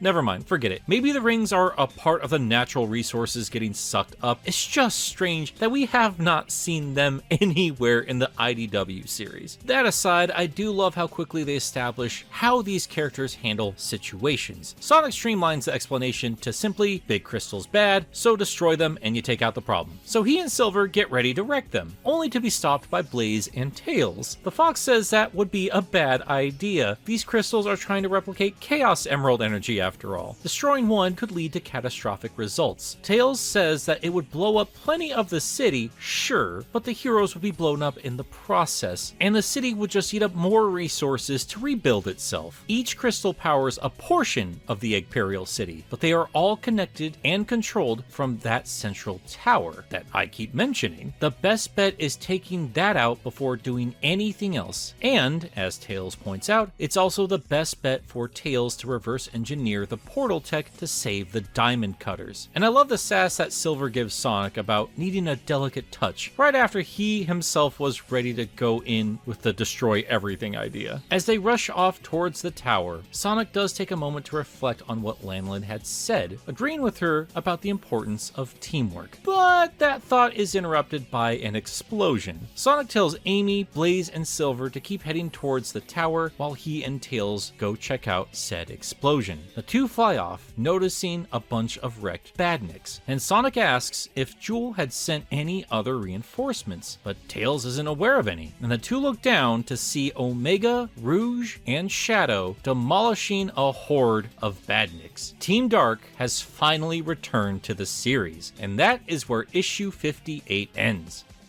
Alright, gonna take a breather here, so for those of you who get mad at the analysis part of these videos, you can peace out here. Thanks for hanging out. Well, unless you're watching this in a compilation later, I'm sure a time code's around here somewhere. Really gotta start adding those. Anyway, for now, we're gonna focus up a little bit on what we have read these past two issues, a bit more on Lanolin, and some glaring parallels I am seeing. Like I said, it's been a long time coming, but yes, we finally have Lanolin front and center with not only a story, but a name as well. well. The fanbase has known her name for quite a while. The creative team has been calling her that all over Twitter for forever, but only in these past 2 issues has it been made official. Apparently Sega is somewhat wary about naming and introducing new characters. I don't know if it's because they worry about the fervent fan bases that form around these characters, because good lord, is that a common thing in this community? And yes, I will be talking about some particular abandoned characters in just a second. Prepare to roll your eyes, you robotic hummingbirds. Whatever the reasoning is, you can't keep a good design down, and the writers and artists for IDW Sonic not only have years of experience with this franchise, but they've had even more experience being Sonic fans. This franchise is over 30 years old, and I will keep saying it, even if the guidelines are stricter these days, I am loving that Sonic fans are making Sonic content. I think it's clear that Adam had a great time designing Lanolin, and wanted to keep using that design whenever possible. And the fans took notice. They fell in love with this character long before she had, well, character. I have noticed her design more than a couple times, and I assume this was a fairly obvious trope of dropping a future villain in super early. I mean, her design was so well thought out, you couldn't help but notice her anytime she showed up, especially after they finalized that outfit. I absolutely adore her design. But yeah, it turns out I was dead wrong. I noticed her the most during the Metal Virus while she was glaring at Sonic or fearful of him when he jumped onto the back of her chair, but really who can blame her for those reactions? Sonic was infected himself, and one touch from him and she'd be done for. As we would come to find out in these recent issues, Lanolin just wants to do some good for the world. She can be serious and somewhat bossy. She wants to go by the guidelines and think things through. She is very level-headed, but at the same time, her inexperience still comes out and causes her some grief. She does take the role of leadership very seriously, and when things go bad, she blames herself before she blames anybody else. She clearly has what it takes to lead a team. She's not a leader for the sake of her ego. She truly does want what is best for the rest of the people she's looking out for, but she still has a lot of learning to do. Being a leader does mean coordinating and, yeah, looking out for the rest of the team, but you can't forget that you are still a part of a team, and sometimes you're gonna need help. You can still lean on them, trust them, and rely on them, just as you would for anybody else in your crew. As Tangle said, mistakes happen. Everybody makes them. All you can really do is learn from them. Pick yourself up and try to do better. Lanolin has what it takes to be a good leader, and in many ways, she already is. But she's still new to this, and she is gonna screw up. But if she keeps Tangle's words close to her heart, she will learn the right lessons and become a great leader. And I hope she does. I'd like to see her stick around. And while I was never a big Wisp guy, they are still here. And like Whisper has shown me before, I do like to see them used in creative ways like this. Lanolin doesn't have superpower abilities like most of the rest of the main cast, but that cowbell does even the playing field a little bit. It's a really cool idea, and it does introduce the Magenta Wisp, which I don't think we've seen used anywhere in this book yet. Could be mistaken, but yeah. I do hope they better clarify exactly what she can do with the cowbell wispin. Does it generate a certain sound that messes up robots? Echolocation generates light, I guess? I don't know, but sound-based powers sound pretty cool. I am interested to see what else they do with that idea. So yeah, I love this design, I love the abilities, and I'm already enjoying the character I have seen so far. But with all that said, I once again have to point out some glaring comparisons to a certain freedom fighter. And I know I'm gonna get it in the comments, I see it every single time I mention a character in relation to Sally Acorn, and the angry retorts come in one of two flavors. Just because there's a female leader in the world of Sonic doesn't automatically make her Sally, and two, what's the point of the freedom fighters if we now have characters able to take their place? I understand not everyone is making those two same arguments, but you can see a little bit of a contradiction if you place them side by side, right? It's a bit of a headache, and I promise I will spare you guys most of that particular argument in a dedicated Freedom Fighters video, so you can just watch that instead of having to deal with it here. But yes, I do think there's an obvious comparison to make between Sally and Lanolin. And yeah, I have pointed that out between Amy Rose early on in this book, and a little bit with Jewel, and that's because we have seen similar character arcs with both of them prior to this point, and they are filling a very particular role in a very particular situation that Sega keeps reusing. Difference is, all of these other characters have found a breaking point somewhere. Amy takes charge of the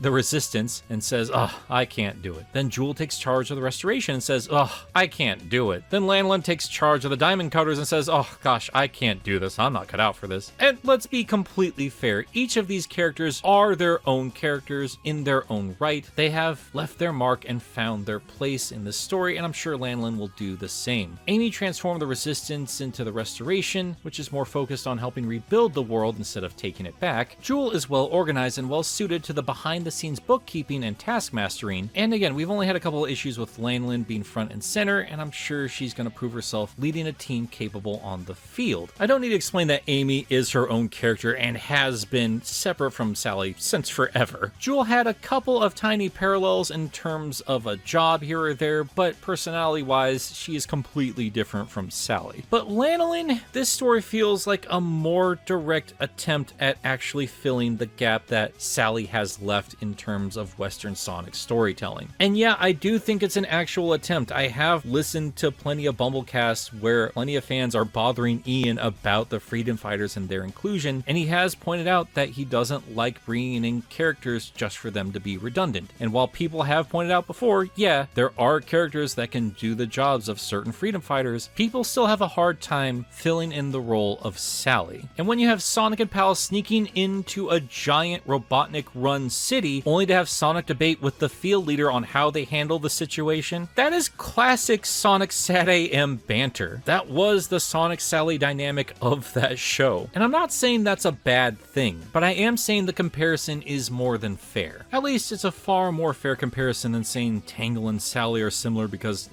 I don't know, I guess they both have short hair. I have seen that before. Don't get me wrong, I adore these new characters, and I certainly like Lanolin. And I also appreciate that while Sega will probably keep the Freedom Fighters buried, a lot of the scenarios and ideas that help make the old cast and Mobius so compelling can still inspire some fun ideas for the current comic canon. I'm always gonna like the name Robotropolis more than Eggperial City, but it is its own thing, and the idea of it growing and healing on its own, that's really cool. I do think they are pulling a lot from the old Western Sonic canons here, and that I would argue alone is enough reason to keep the Freedom Fighters around, considering what those characters and the creators of those characters helped establish in terms of a fun setting for Sonic. We can still take some of these other characters in different directions and let them be their own thing, even if there are parallels there. Sally was the one that made plans and sent people out on missions, while at the same time being a field leader herself, and now we have different characters filling in some of those different roles and doing it their own way. And even if, yes, I will say that Lanolin in this particular situation feels the most like Sally, she is still a different character. We've only ever seen Sally be a competent leader. We rarely ever saw the growing pains of becoming that leader. That's something we get to watch with Lanolin. But yes, I have noticed a pattern of these characters grappling with the idea of leadership 3 times over now. But whatever, comparisons aside, there's always more room for more lady leaders in a Sonic story. I am a fan of those old characters, but I am a fan of these new ones. I am a big fan of all of these creators. Yeah, I do whine about the Freedom Fighters a lot, and I'll probably be just as big of a pain when I finally get into the Fleetway characters when I read that comic proper. But make no mistake, I would whine just as loudly if Sega does something stupid and abandon all of these comic characters as well. And yeah, that includes Lanolin. But all that said, next time we're going to take a closer look at Team Dark, because I know people pay extra special attention whenever Shadow shows up. If anybody is sensitive about any character in the Sonic franchise, I think that character takes the cake. So we'll see how they do next time around. Issue 59 sees the return of Evan Stanley as lead writer. I feel like Evan and Ian have been playing hot potato with the Eggperial City story stuff, but you're not going to notice too much of a difference. They're very good at keeping the tone together. We've got Adam Bryce Thomas on art, Valentina Pinto on colors, Sean Lee on letters, with editors Riley Farmer and David Mariette. Now, IDW is not short of incredible Sonic art. I've been so thoroughly impressed with pretty much all of it. But one cover got a little extra special attention because Natalie Haynes went ahead and made a shadow painting. Not a digital painting, which again is already impressive, but this is traditional acrylic work based off Renaissance paintings, one specifically being the Fallen Angel. And I don't know if this is representing any other bits of art, having all these shadow androids hold up Shadow while all of the fake emerald crystals start to swarm around him from above. It's really cool. Looks like they're all coming up to trap him in there. I don't know. It's amazing. There could be other pieces there. I desperately want to do more art history after just seeing this one piece. This is incredible work. And yes, as people have already pointed out, and like I've pointed out on my Minecraft video, there is another Christian painting reference featuring Shadow the Hedgehog. And then, hey, you consider that Jesus fish in Sonic R Christianity canon to Sonic? I've got good news for you. The issue picks up in the aftermath of Team Dark's assault on a wave of badniks, with Shadow and Rouge standing atop a pile of broken robots, with Omega standing beside it with the smoking gauntlet gun. Team Dark gives, I suppose, what you would call a greeting to Sonic and Tails as a new wave of badniks begins to prepare another assault, which is quickly demolished by Omega. I love that they get 2 panels on the first page and then they're just taken care of in the background. Sonic and Shadow do their usual flirting, with Sonic saying he's flattered that they came to rescue little old me, but as they can see, they're a bit late to the party. He says this as Amy, Silver, and Blaze arrive on the scene behind them. Shadow doesn't know what Sonic is talking about and doesn't care, and Rouge catches them up to speed. And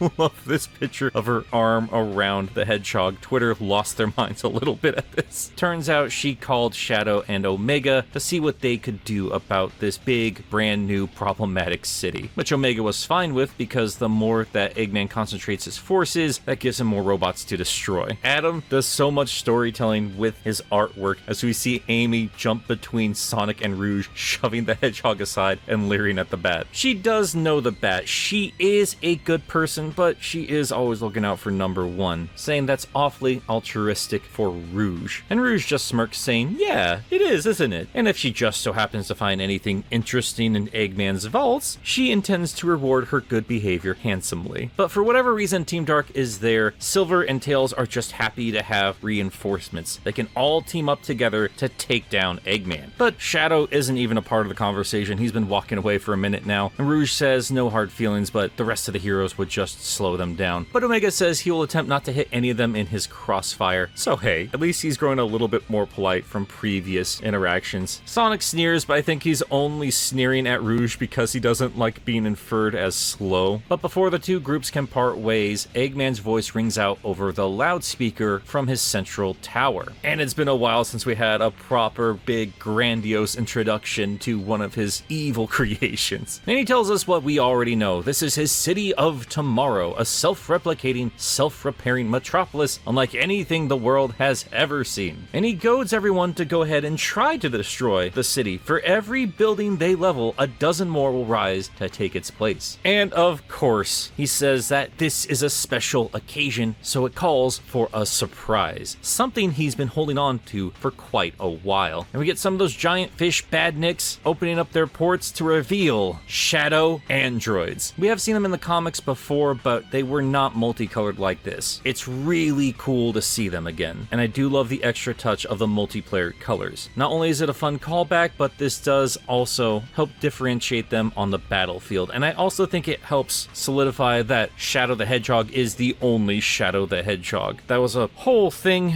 during that game, and I still see fans speculate on whether or not he's the real one to this day. And at least for IDW, I think this helps show that Shadow is indeed Shadow. But anyway, we turn our attention to Eggman, who is watching the show below, high up in his tower, bragging that making Shadow robots was a bit of brilliance. Sonic's gonna regret coming back here, all this other stuff. But more importantly, we see that he is being spied on by Lanolin, Tangle, and Whisper, who, if you forgot, were somehow transported into an intangible dimension so they can just freely move around the city undetected. Whisper and Lanolin begin to sneakily move around the Doctor while his back is turned, but Tangle just walks right up to Metal Sonic and starts waving her hand through him. A stressed out Lanolin tells Tangle to get down, and reasonably, Tangle asks why. Nobody can see them, they're fine. So Lanolin quickly gives up trying to do this stealthily, and they begin to look around the room, but unfortunately Whisper catches the carnage below, which triggers a bit of trauma for the poor wolf. If you don't recall from the Tangle and Whisper miniseries, it was revealed that the original Diamond Cutters, her first team, were all taken out by shadow androids. That was the only other time we had seen them in the IDW story. And ever since they confirmed that the androids were a part of this canon, which is or isn't part of the game same canon, just depending on the month we're talking about this. It was only a matter of time before they showed back up. Whisper begins to break down, but Tangle is there to support her and help her through all of this, saying that she will not lose another team. They're going to figure this out. But while they're having a little support group up at the top of the tower, down below we see our heroes take on not only the shadow androids, but the other badniks as well. What I find interesting, it seems that Sonic and Tails have never encountered shadow androids before. I don't completely remember how the shadow game played out, but I do know that he teamed up with heroes on each level. So anyone who's played that game recently or has a little bit better memory than me, let me know if Sonic had encountered shadow androids in that game, because if he didn't, that's an interesting little touch. Anyway, these androids are proven to be quite the problem. They're unaffected by the fire abilities of Blaze. Amy's Pico Hammer doesn't seem to do much to them. They're not given too many other options, so Sonic has Silver make a ramp out of the ground, and he grabs a hold of his friends and launches off, clearing some space between the heroes and the androids. They head towards Team Dark, seeing if they'll have any better luck teaming up with that crew. But it looks like Team Dark's not having a whole lot of luck either. Omega's blasting them with everything he has, but they don't seem to be staying down. And Shadow says that the Doctor is trying to overwhelm them with numbers, but there's no strategy to the androids' movement. They're easily manipulated, so all they have to do is get into a better position to take them out. Now, this might not seem like much, but this is a massive difference from what we saw in the Metal Virus. And I think it's stuff like this that fans missed. We're seeing a Shadow playing things much smarter when it comes to battle. But that grumpy arrogance is still well and alive, as we see Sonic and Amy arrive on the scene as they're launched by Blaze, taking out the two androids in front of Shadow. And Sonic says, "You got some cousins you never told us about?" And Shadow just sneers, saying that these cheap copies don't deserve to wear his face. I love it. Altogether, they're doing a better job of handling the androids, and Amy asks Shadow if he even knows what these robots are. Shadow says hardly, but he knows that they are cheap copies made by Dr. Eggman, and Eggy's going to pay dearly for the insult. I do believe that this is indeed confirming certain plot points from that game. I like these little attentions to detail. But anyway, even with the heroes all teamed up here, we're still having a lot of problems with these androids, as Omega is quickly overrun by them. And the usually calm and in control Rouge is looking a bit worried for her robot friend, saying to Shadow that now would be a great time to use those fancy powers of his. And they confirm here, which I'm thankful for, that it's impossible for Shadow to perform chaos control without an emerald. Or at least right now, he doesn't seem to have the energy to perform it without an emerald. Tails points out that the giant crystals surrounding the city are generated chaos energy. Shadow might be able to use that, but Shadow senses that the energy is distorted. They're fake emeralds, and he hates to stoop to using such a pale substitute, but it'll get the job done. So tapping into the power of the city itself, he uses chaos control and launches around the battlefield, wrecking the hell out of his cheap copies. And you could tell Adam had a lot of fun with all of this action. It just goes wild. In one beautiful montage of a page, Shadow takes out all of the robots, and once he's done, he stands there calmly saying much better as body parts fall from the sky. Everybody cheers him on, or at least Tails, Amy, and Silver do. Blaze just looks shocked. I think this is the first time she's actually seen Shadow tap into all of his power. Rouge just flutters there, smirking. She's well aware of how capable her friend and co-worker is. And Sonic just looks kind of bored and unimpressed, saying maybe I should give it a try. I don't think he's used to not being in the spotlight. It's adorable. But Shadow's not done yet. But before he can do whatever he was trying to do, something is off. His entire body begins to shake, and another one of the fake Chaos Emeralds shoots out from the ground below. Something is happening, and Shadow says it's too much, and then lets out a scream as energy bursts out of him, causing even more of the fake emeralds to erupt, destroying much of the city around it. And all any of the heroes can do is run for their lives. Up in the tower, things are shaking and going to crap, but Eggman doesn't seem too worried about it. More irritated than anything, saying of course Shadow would cause trouble. We see on the screen the words emergency limiter activated. We're not quite sure what that is just yet, and neither are the heroes, who are standing from a distance on top of a roof, watching more and more of these emeralds